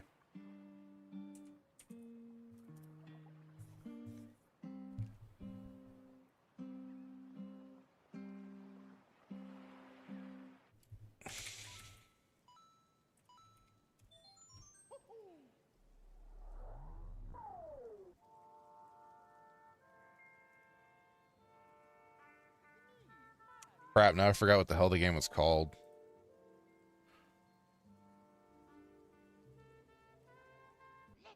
Yeah, it's still like saying it's a $2 game.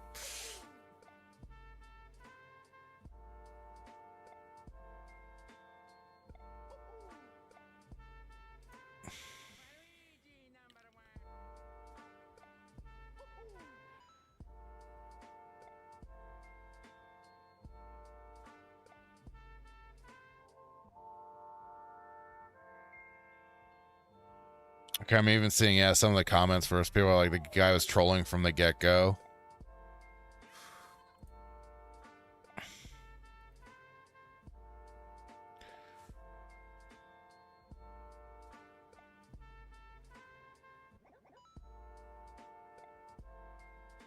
Static says, I watched Kel play Plantation and Simulator. It was funny for 2 minutes.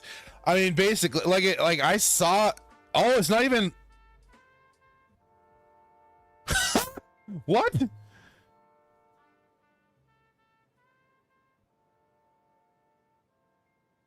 It's not even... Okay, so... Yeah, I went to the person's page on Steam here, and it's delisted. All we see is the Left for Bread, Femboy Fury, Lakeside. I think somebody said it. Like it's all shovelware shit from this person. Lakeside has no lake. Boomer Brawler, My Pet Femboy, and Zombies Ate My Femboy. So they have a clear theme there. But it's not even... Yeah, not as publisher or as developer from the person. They delisted the game entirely. At least on Steam here.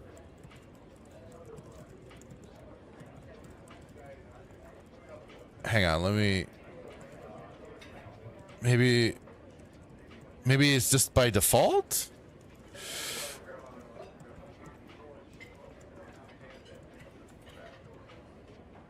Let's see here. Yeah, even like going on, because I don't have things restricted on my account usually.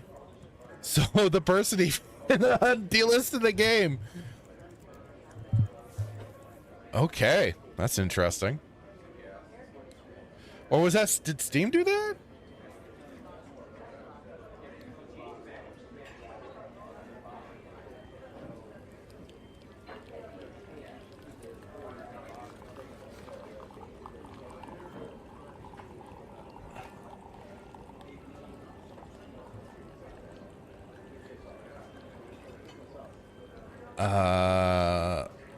Let's see.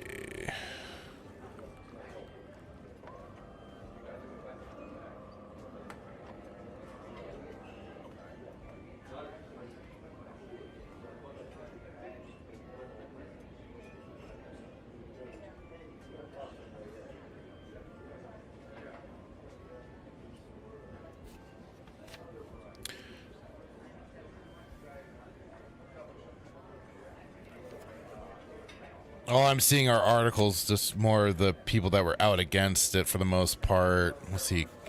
Kotaku in action.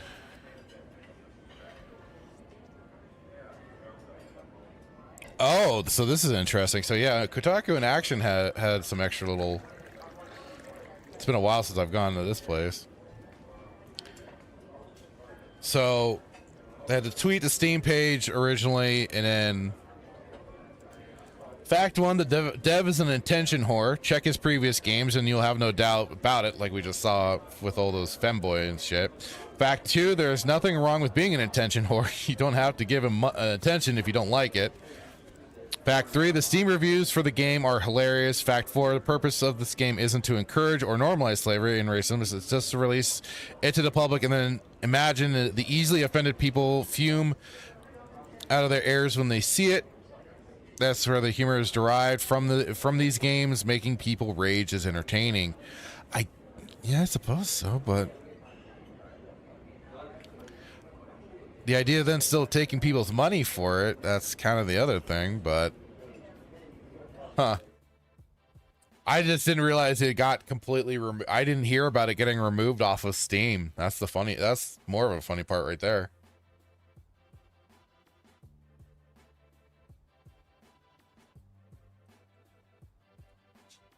Interesting.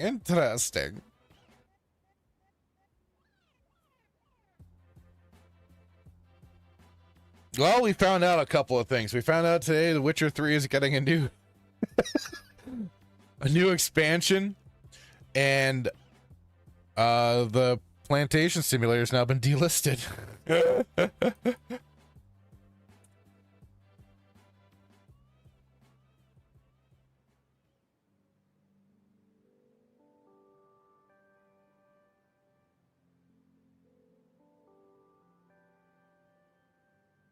Okay, they announced that they were taking it off of Steam. Had their fun.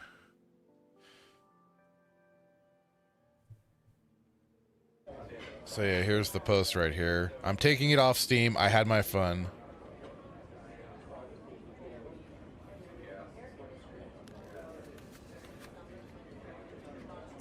Wait, somebody remade it themselves. Oh, okay, so this must be where you were talking about, Static, with the I'm guessing the femboys there, but somebody.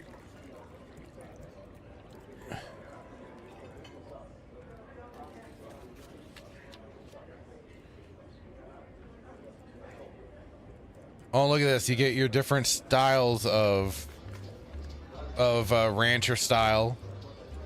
Grape Island, Jubilee Fields. You can choose your map as well. A potato patch, a cotton row, rice. Look at this. You even get to be a black slave owner now. Look at that. Look at that.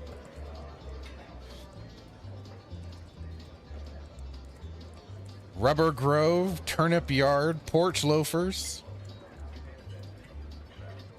Field crew specialty. Okay, so let's just start this up. All right, so you can have your black slaves back. There is a way. Somebody found a way.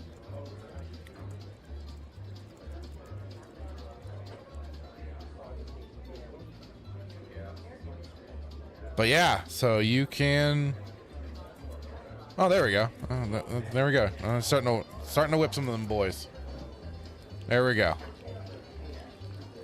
So yeah, PlantationSimulator.com. If you want to still be a plantation owner, there you go.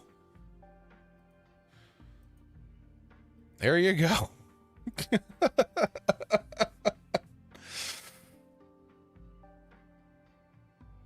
You too can still be a plantation owner if you desire it. Somebody found a way.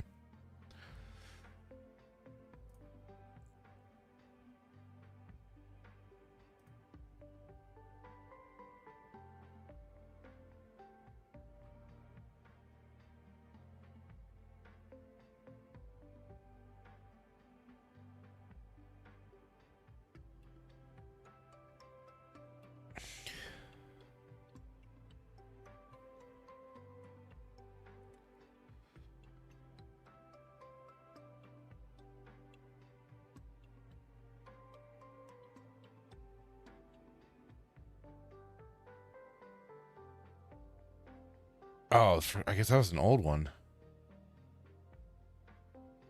Sorry, I was looking at something that I had bookmarked. Oh, that's my fault. You know, Rockstar Games, you really should delete your old news. Because it's funny, somebody had decidedly reposted an old announcement from Rockstar Games where it was Grand Theft Auto 6 is now set to release on May 26, 2026. They reposted it yesterday. God damn it. I didn't realize that this post was from May 2nd, 2025. I'm like, wait, what? Somebody having a little fun, little shenanigans yesterday.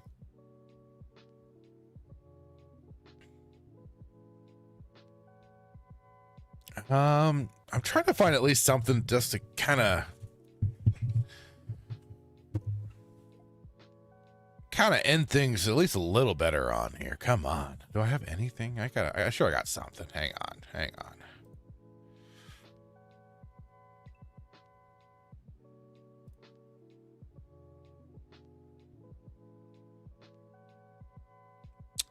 Let's see here. Ah, dang it. I was just getting my notepad. Where is it?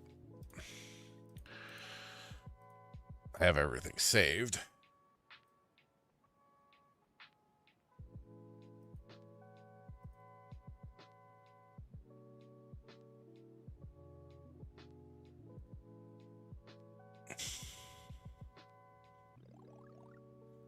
Static saying everyone was reposting that and acting like they knew it wasn't going to be ready by yesterday. It was stupid.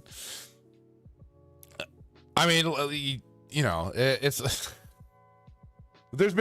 been so quiet. It feels like it's been so quiet on the whole GTA 6 home front anyways. It's like, what did you expect? Because even when I clicked on the link to the news page, it was like December something. Let me see if I can go back to it. Yeah. Rockstar Newswire. Grand Theft Auto is now set to launch on November 19th, 2026. So on their own website, really quick. Yeah. Grand Theft Auto is now set to launch on November 19th, 2026. Even that'll happen. This was November 6th, 2025 that they posted this. Grand Theft Auto is now set to release on November 19th, 2026. We are sorry for adding additional time to what we realize has been a long wait. But these extra months, blah, blah, blah. Okay, yeah. So. Oops. So, yeah. Like you said, Static, stupid. Stupid stuff!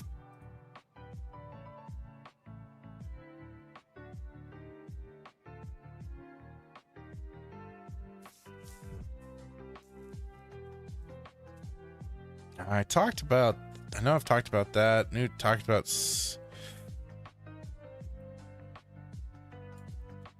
ooh, this one was a big one.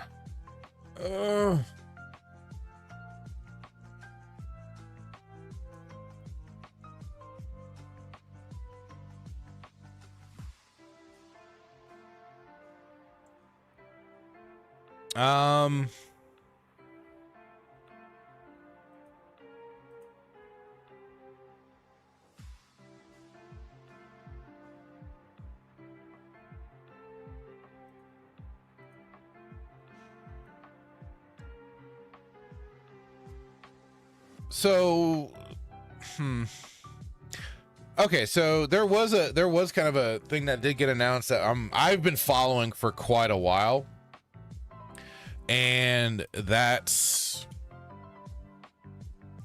the Skywind Elder Scrolls.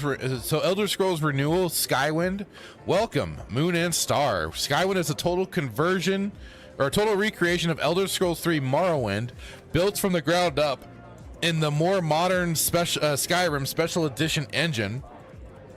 Skywind sheds the shackles of the older game, bringing modern graphics, assets, and sounds, a full cast of voice actors, and all the benefits of 15 years of gaming improvements, while preserving the incredible characters, locations, and quests with which Morrowind charmed the world all those years ago.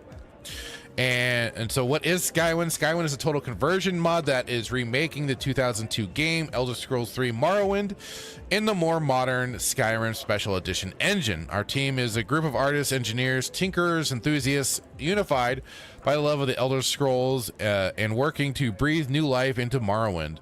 We're working to renew Wardenfell's beauty and barbarity, its alien terrains, and its mistrustful occupants, its myriad stories, its jealous gods, and its long faded reborn hero. And they had a big the road continued. This is their kind of big update for Skywind. And like I said, I may put this on 2x speed just to kind of help get through this bit of it, but we're going to take a look at this and just to see where this project is at currently, because I've been really looking forward to it, because I love Morrowind. It's one of my favorite Elder Scrolls games. It was my first one that I played. Between the atmosphere, the soundtrack is phenomenal. It all had a dangerous world to it. Yes, the gameplay is kind of janky and broken if you play the original and stuff. Sometimes you kind of need to tweak things, but I always enjoyed it. I always thought it was fun, despite its difficulty. But here we go, taking a look at this. In 2002, the small team at Bethesda Game Studios released The Elder Scrolls 3: Morrowind, believing it would be the studio's swan song before closing its doors forever. Oh, I didn't know that little tidbit. It was bittersweet, but believing this would be their final project, the development team had the freedom to take creative risks. Is that why Todd was saying, "Nah, who's laughing now?" Oh no, that was for Oblivion. The end result? A major commercial hit that not only saved the studio, but is still loved and played by new and returning fans nearly a quarter-century later. Wait, so Praised this is for the its reason why we unique have setting, Bethesda still strong around to this day? storytelling and inventive world building, Morrowind would usher in a new era of open-world RPGs. 4 years after Morrowind's release, Bethesda followed it up with beloved RPG classic, The Elder Scrolls 4: Oblivion. Then, in 2011, Bethesda released The Elder Scrolls 5: Skyrim, a game that That is still being re-released to this day, all because nobody wanted to back down from Todd's challenge. An entire generation of players. From that moment on, many new and longtime fans found themselves wondering the same thing. What would Morrowind have been like if those tools and technologies were available in 2002? In an effort to answer that question, Skywind was born. I don't know how long they've been working on this, too. They've been working on this for quite a while, I feel like. Hello, and welcome to another installment of Skywind's The Road So Far series, where we take a look at the work that's been done since our last update and what we have left to do. If this is your first time here, we're glad you've joined us. If you've been following us for a while, welcome back. Since our last update video in 2024, we've received many requests for another in-depth look at how the project is progressing. So today, we're excited to share where we're currently at and what we're focusing on next. In our previous update video, we gave an in-depth summary of the project's 2011? history, Oh my from God. its initial concept by the original team of volunteers to the work of Have they really been working on it? Oh, wait, no, Skywind 2024, The Road So We Far. recommend checking it out and have linked it in the description below. Oh, With no, that, wait. Oh, let's wow. take a look at each 2011, department really? and where Skywind as a whole stands today.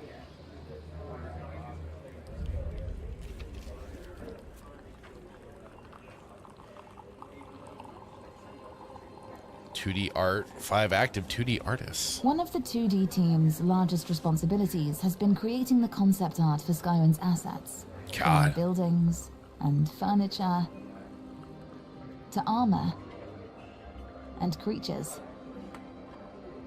The team has also contributed paintings, book illustrations, I was gonna say, yeah, they had a lot of the Notes. books to go through in that game, posters, too. and other in-game artwork that add character and help make the world feel lived in. In our 2024 update, the department was 97% complete, with only the Redoran interior tile set remaining. We're happy to report that this final tile set concept work is now complete, as well as almost all other necessary 2D tasks for the entire base game. With this, the 2D team has mostly shifted to working on non-essential extra tasks and the DLCs, while tying up the occasional loose ends if we notice any gaps in base game content. Additional creative tasks have included new decals for unique locations, maps and guides, texture variations for furniture and creatures, as well as tattoos and scarification designs. These extras are made as requests come up while other departments are still working and aren't holding up a release.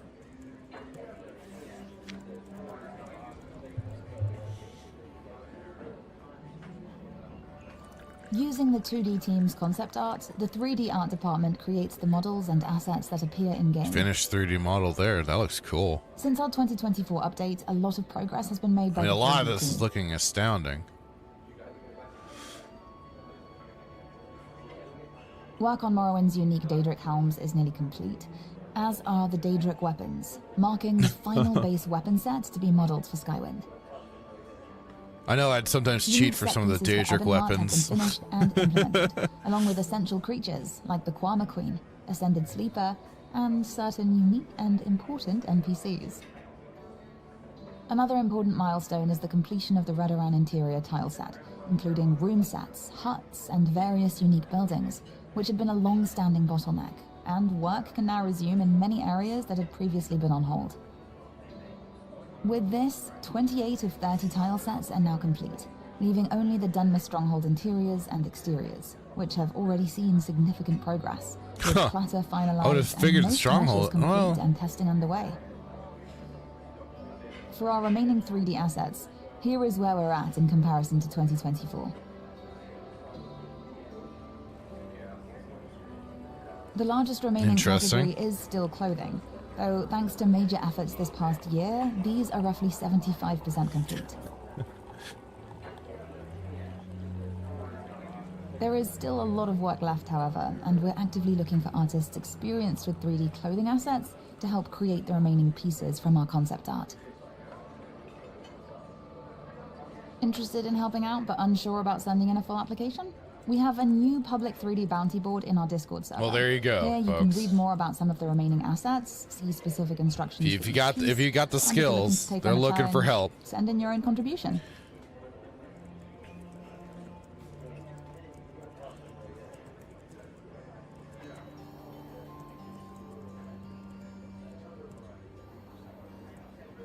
Using assets created by the art teams, the level design team constructs the cities, It is pretty cool seeing some of these Dungeons. environments brought to life like this. wilderness areas, Not brought to life. That's kind of and interior redesigned and locations redone that and players will explore across Varden. I guess modernized. Skywind's exterior world is divided into 13 regions. Since our 2024 update, most of these areas have entered their final stages of completion, with 10 of the 13 regions sitting at between 90 and 100% finished, Jeez. including Sheogorad and the Grazelands. Work continues in Zarfabel Bay and the Western Ashlands.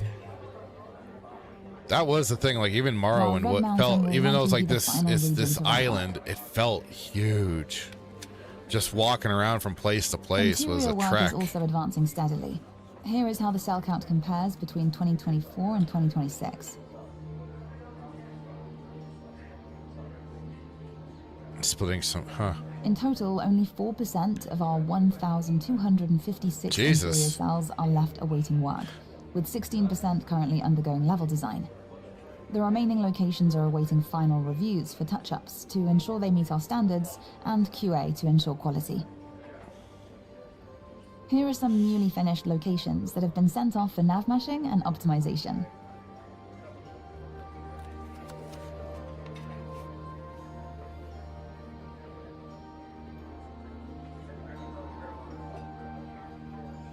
As a whole, the level design department sits at an overall exterior completion of 86%, while the Still finished doing pretty good interiors that there. have moved through to other review stages are at 79%.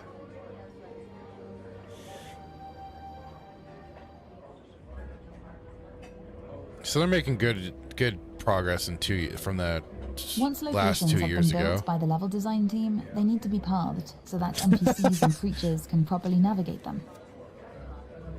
You gotta This love the requires carefully NPCs placed sticking the navigation things. measures, both for interiors and exteriors. Oh, that's kind of cool to see. The NavMesh team also handles level optimization, allowing computers to know when to render specific areas, which helps improve the game's overall performance. Here is how the exterior nav meshing has progressed since August of 2020. Wow. Ken, they've been working on this for so long. Jeez.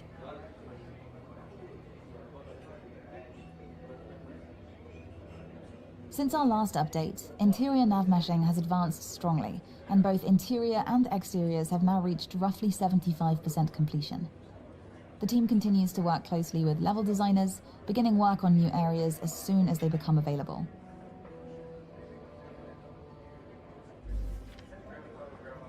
Oh boy, animations must be fun to have to deal with. One of the defining features of Morrowind was its wide variety of creatures, each with its own distinct look and behavior. Yeah, that was the crazy part. There was a bunch of different enemies you could come across. For Skywind, our animation team is responsible for bringing those creatures to life. Many of the creatures of Skywind use existing skeletons from Skyrim, allowing them to take advantage of animations already present in the engine. That's good, at least. Others require There's entirely nothing wrong with unique movement reusing and certain behavior, assets. which the team supports through custom skeletons and animation rigs. Especially if it makes sense. Like, In if our you can reuse 2024 things that'll update make video, sense, then it's we shared our stuff. plan to Yeah, no create problem custom there. skeletons for 15 of the 44 creatures found in Morrowind. As of today, 14 of those 15 creatures are now in various stages of completion, with the final model, the Ascended Sleeper, just having been delivered by the 3D team, allowing animation work to begin. One of those looks very Following inappropriate. our last update, a wave of talented animators joined the project, marking 2024 the department's most productive year yet, with 87 animations complete. Progress remains steady, in part due to a recent breakthrough allowing both Blender and Maya to be used interchangeably. Today, 75% of the animations required for Nice. release are finished.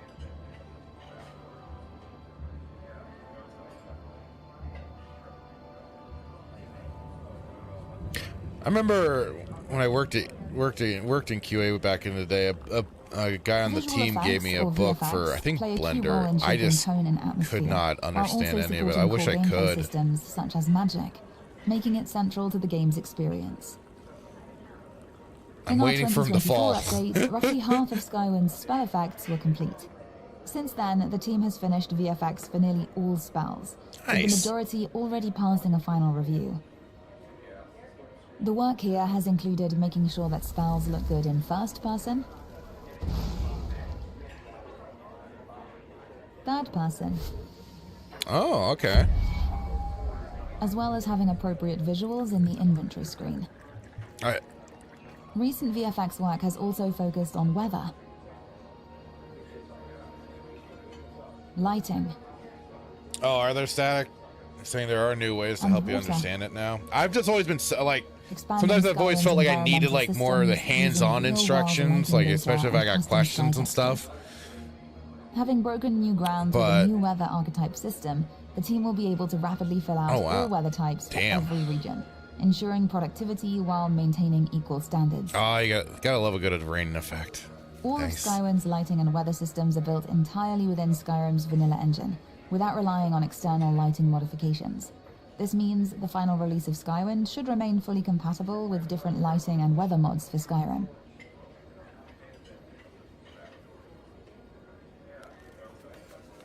It must be kind of a nice help to have some of those Our sound design tools from the team helps bring the in-game world of itself Vardensburg just to life convert through over. audio and SFX. From fearsome creatures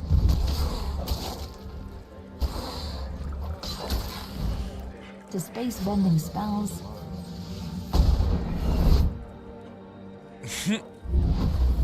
I never did much of the to spell ambient work in audio that Morrowind, fills but that each looked cool. location.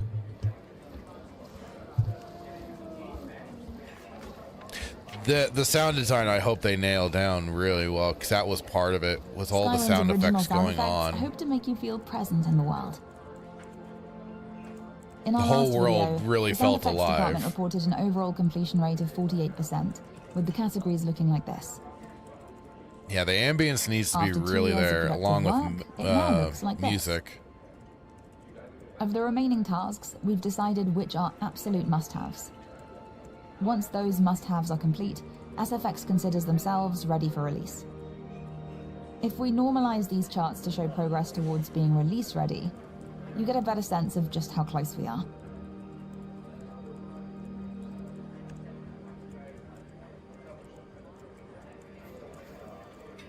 Ah, the music, the next important thing.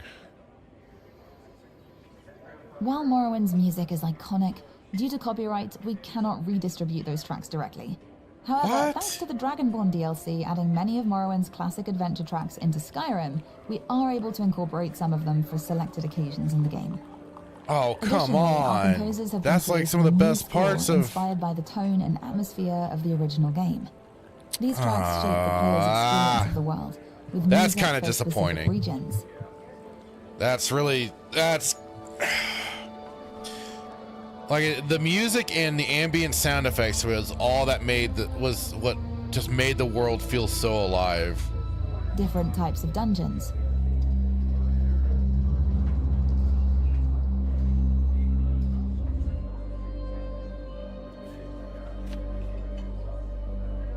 As well as combat.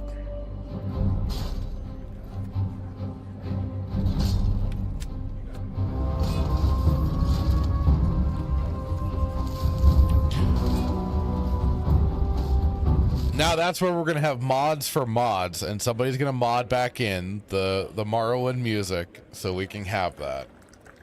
Static had said AI is plugging into all of these game dev software stuff. You can use AI to also create a tutorial to your needs as well. Interesting. May have to look into that at some point, but for right now, yeah. Huh. Good to know. Thank you, sir. Since our 2024 update, the department has undergone a major revival. Through renewed organization and the addition of several new composers, the soundtrack has grown significantly, now totaling over 130 tracks.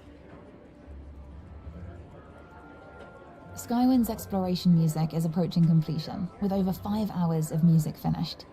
Of exploration's 11 categories, only 2 are still in progress.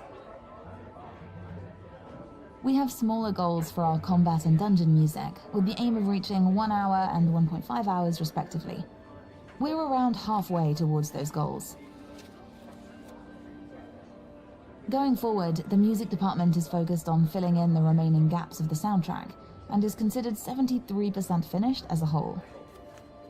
He said that's kind of, I get copyright and stuff like that, and they're trying to be careful and everything, but that still just sucks. Because the soundtrack for Morrowind is just such a comfy one too. The asset It's so implementation good. team gathers all completed models, textures, gameplay mechanics, and audio, and integrates them into the game's engine so they function properly in-game. As we mentioned in our last update video, one of the team's most exciting milestones has been successfully integrating Morrowind's original layered armor slot system into Skywind. That means, yes, just like the original Morrowind, you'll be able to equip 2 different gloves at the same time. Oh, good. Today, implementation continues as new assets are You completed. could have some really from like armor janky looking and armor, weapons just from the, or just like clothing. mismatched armor, just because like you were just trying to, you were collecting what you could, and it could look very and mismatched. environmental pieces. I'm glad they're maintaining that.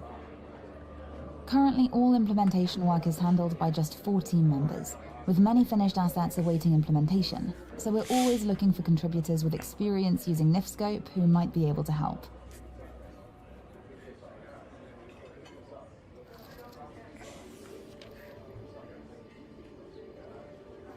The writing team is responsible for adapting and expanding text and dialogue from the original Morrowind, What's including to quests, change?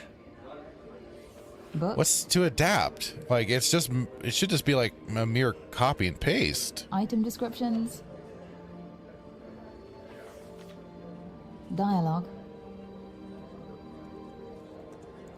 and other in-game writing. This makes me feel a little nervous. We're happy to report that all major writing work for the base game is now complete.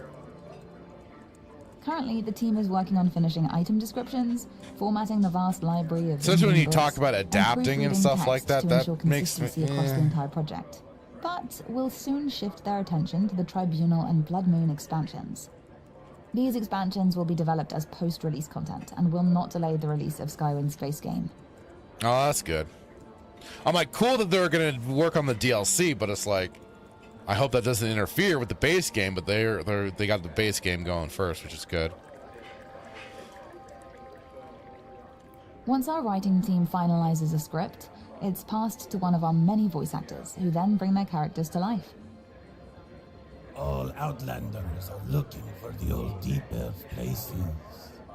Have you heard of Nichardo? Maybe not. Maybe you will be surprised when you see it. It is just a social club. We like the finer things in life. Those who join this club, they must know how to get the finer things in life. Foyata Mamea is a volcanic ravine that runs from the top of Red Mountain southwest to its end, just below Balmora.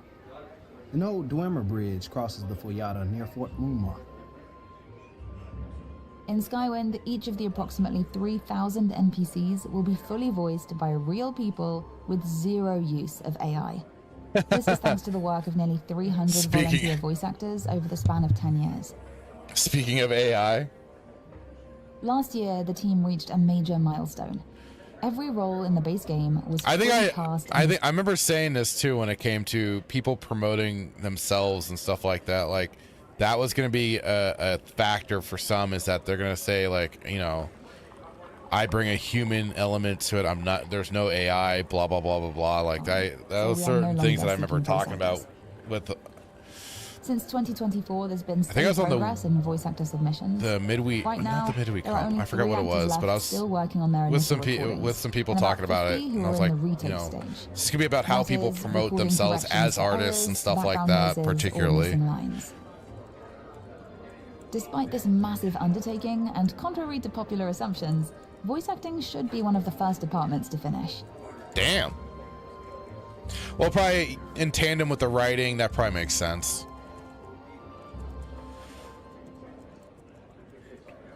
Once a voice actor submits their recorded performance, the work moves to another stage of the pipeline, known as file cutting, which can best be described as voice acting quality assurance. During the file cutting process, the team reviews each line to ensure it follows the script exactly and meets the project's audio standards, checking for pronunciation, sound quality, and other irregularities before preparing the files for implementation. Oh, this is interesting to see. Huh. The department has seen a steady stream of new recordings as more actors complete their roles, and the team has kept pace with the growing volume of dialogue. At this point, over 90% of file cutting work has been completed, with the I remaining wasn't aware of tasks something either like in that. progress That's kind of an or interesting awaiting the final aspect of the voice design submissions. process, or the development process, whatever. Design development, whatever.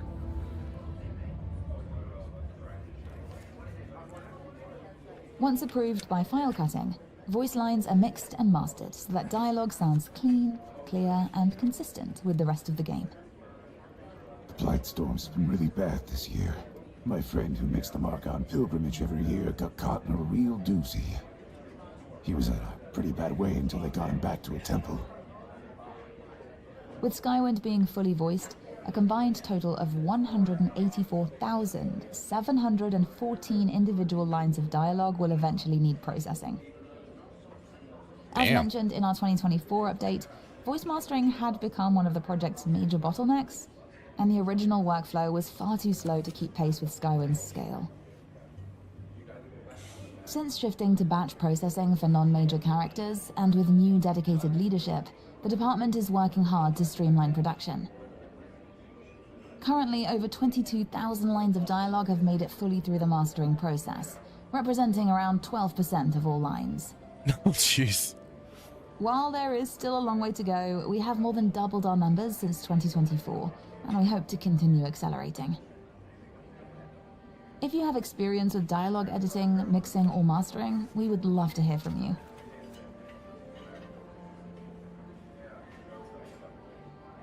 Again, they're looking for that help, people. Our quest implementation team carries out the painstaking process of building quests inside the creation kit, connecting Oh dialogue, boy, that must scripts, be locations, a and task in of characters itself. so they Jesus. function correctly during gameplay. Implementation work has continued steadily across the quest lineup. While a small number of quests are currently on hold as they wait for related work in other departments, such as level design and navmesh, the vast majority are either playable or actively being implemented. Just seeing At the this numbers, point, you don't over realize how many 87% quests of are all in the game quests until are you see complete something or like that. undergoing QA Damn. testing, with the remaining work focusing on final testing, debugging, and polish.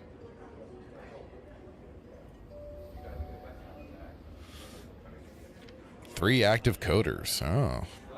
Behind many of Skywinds' systems is the work of the coding department. If art, sound, and design provide the pieces of the world, coding is what connects those pieces together, ensuring everything functions correctly. Because the department works across so many areas of the game, it can be difficult to summarize everything that has been developed. However, several important milestones have been achieved since our last update. Over the past 2 years, the team has implemented a number of gameplay systems inspired by mechanics from the original Morrowind. These include the full NPC class system, allowing characters to use attributes and all 27 skills, as well as Morrowind-style traps that can be disarmed using probes. Gameplay mechanics have continued to evolve, with improvements to throwing weapons. Oh, nice. Paralysis effects. And underwater combat. Underwater Which now combat? allows the player character to perform attacks, including with ranged weapons. Interesting. And spells. I don't even... In both first and third person. Work has also I don't even think you continued on could attack in the Skywinds 2, original game. including character creation screens and the level up menu. Doesn't look half bad. Durability and charge bars have been added to the inventory screen. And spellcrafting has continued to evolve, allowing players to create their own custom spells, specifically tailored to their own build and character. We're always interested in hearing from people with experience in game scripting, programming, or the creation engine who may be interested in contributing.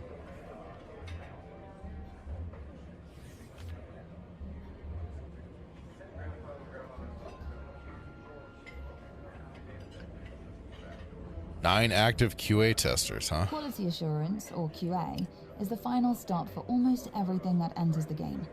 The QA team works alongside other departments, testing content as it becomes available to ensure everything functions as intended. Yeah, not that guy. He need. Oh, yeah, nope. For a Bethesda game, it's working just as intended. Just as intended. And confirming that characters and creatures behave as expected. Oh! It took on a new form! The QA team also works on making sure that quests are playable and properly tracked.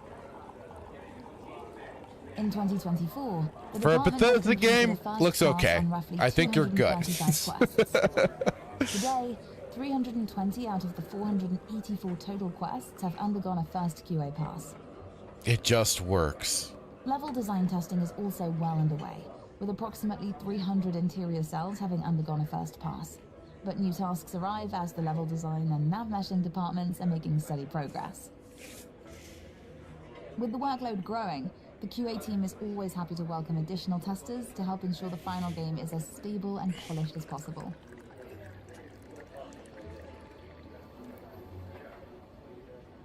Localize it. Oh, but that must be a blast. Although Skywinds voice acting will remain in when I did volunteers QA from work, around I the world are helped translating all Indian light text, localization language stuff dialogues, for the German build of the menus, game, and mine was mostly checking item for descriptions NPCs into many and languages, allowing stuff players to like that. I experience this world I in can't read unlimited German time. worth a damn, but we were just like testing the functionality side of it.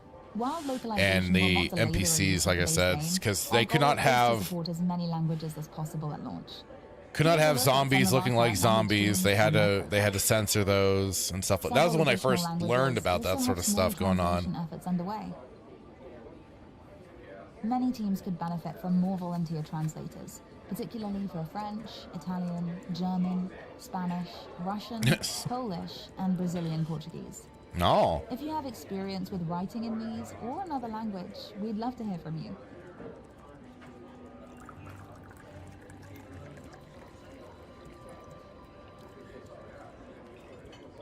So if you've got the skills. While most departments focus on building the game itself, the media team helps keep the community informed about Skywinds' progress. That includes producing update videos like this one, and managing the project's presence across social media. This ongoing visibility has been one of the most important ways Skywind continues to attract new contributors, artists, developers, and creators year after year. If you don't have time to apply to the team yourself, engaging with our posts and videos and spreading the word about the project through social media is a great way to help us out. Yay, I'm helping! Additionally, the media department also with my smart little viewer base, documenting concept art, development, and other aspects of the project to serve as a guide for future players, as well as to help preserve a bit of the history of the efforts that made this idea come to be.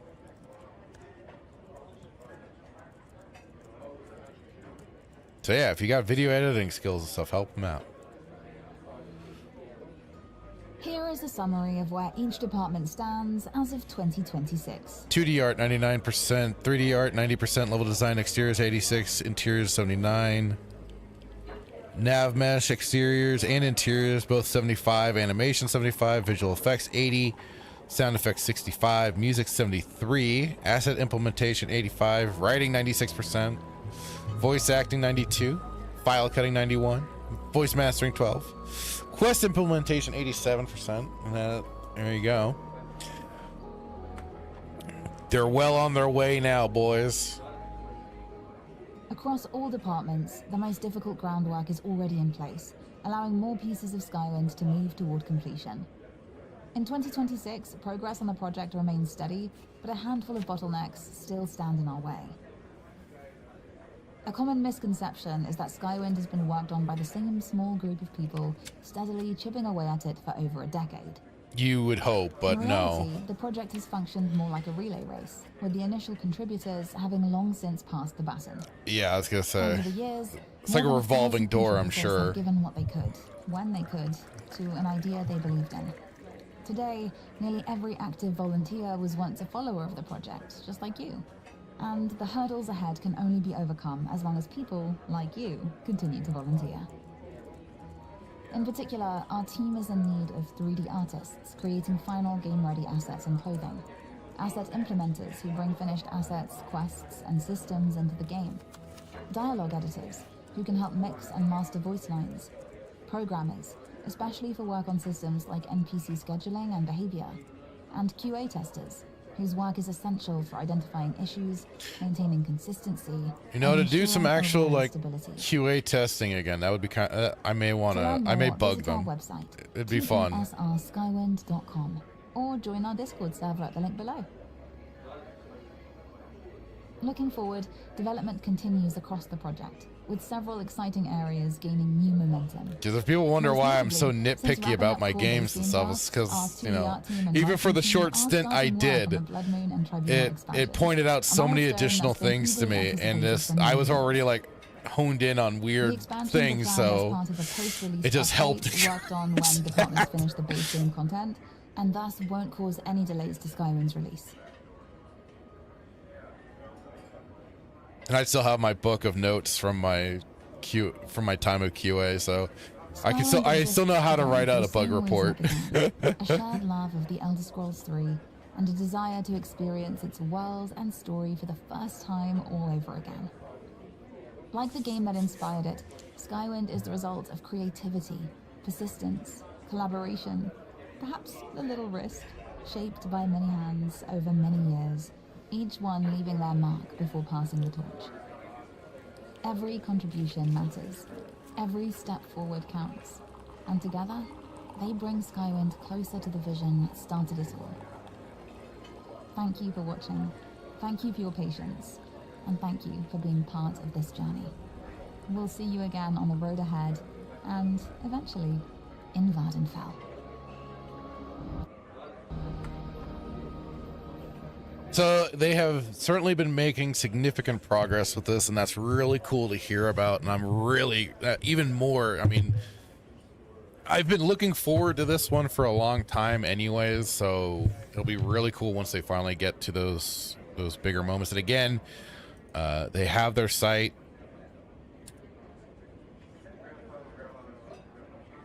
tsrskywin.com, where you can do a lot. Like, they have their volunteer page all set up. Want to join Skywind team? If you're interested in working on Skywind, come to the right place. We are always looking for dedicated members to help bring the world of Skyrim to life. Check out the various departments that comprise the Skywind team below. Click through and find out more about the roles available. After you've applied, be sure to pop into our Discord and drop us a message on #volunteered questions to tell us why you want to join and a little bit about yourself, your skills, or whatever you feel would be appropriate. We'll already have your application for reference. Additionally, if you want to improve your skills before applying, consider joining the Arcane University, the primary location for learning or enhancing existing skills for the wider modding community. They are the developers of Skyrim's major modding projects, Skywind, Beyond Skyrim, Skyblivion, and more, will help teach you the needed skills to contribute to the modding community. So they do have voice acting on here. Interesting. 3D art, of course, like they mentioned in the video, animation, concept art, coding, scripting, and mechanics, level design and the landscaping, sound design, quality assurance, and music, writing, even though, like, I mean, they sound like they're practically done with a lot of that, but miscellaneous jobs as well. So you can, fill out, find out, and like it's volunteer work. So it's kind of like getting, if you wanted to kind of help boost your resume a bit there, if you were needing to, or wanting to add little extra projects as things done, there you go. So take a look if you're interested, give a helping hand to help this project along, because I know I'm certainly looking forward to it. And so I think that is the best way. We will just kind of end this one right here. So there you go. Check out Skywin if you get the chance, and we will now be ending the stream. All righty. Thank you all for being here. Thank you, Static, for hanging out for this last bit here. Also, Star Wars Scran we had in earlier, along with Decrepit. We had the Joker voice pop in. Flame Mage, thank you all for being here, guys. Much appreciated as always. And keep an eye out. Please do check out the Twilight Princess stream I did yesterday. It was a lot of fun going into that game again. Like I said earlier, forgotten just how much fun that game was, and it was a blast to step back into it. No, not today. Maybe later. Maybe I'll fire up a stream later. Who knows? And I'll play some more Zelda. You seem to really want to see me play more Twilight Princess, so maybe I'll get to that. But yeah, that was fun. Check out the first two parts that I've done that I have. Part one was clipped from a Respawn Roast Cantina end stream, and then I did part two yesterday of a full-on live stream. Like I said, a lot of fun, and check it out, please do. And otherwise, if you're catching this on the replay, please drop a comment, smash that like button, and all that fun stuff. For now, then, we'll catch y'all later. Have a wonderful day. Honestly, I don't know, because of some. So Decrepit asked, playing new Lego Batman when? Lego Batman, the new one especially, I'm gonna be probably for whenever I can. We had a big expense that we had to take care of our refrigerator died, so we had to buy a new refrigerator. So we're kind of like on the extracurricular stuff, you kind of cutting back on some additional expenses. So life be life, yo. But I want to get to that. I really do, because it looks cool. It looks like a lot of fun. But we'll have to get to that eventually. Static says, I like that game. Barely got to play it, so watching you is fun. Well, okay, cool. I'm glad to hear that. So yeah, I may have to, I'll have to jump back in for sure. But for now, yeah, Lego Batman is on the back burner. We'll see when I can get to that.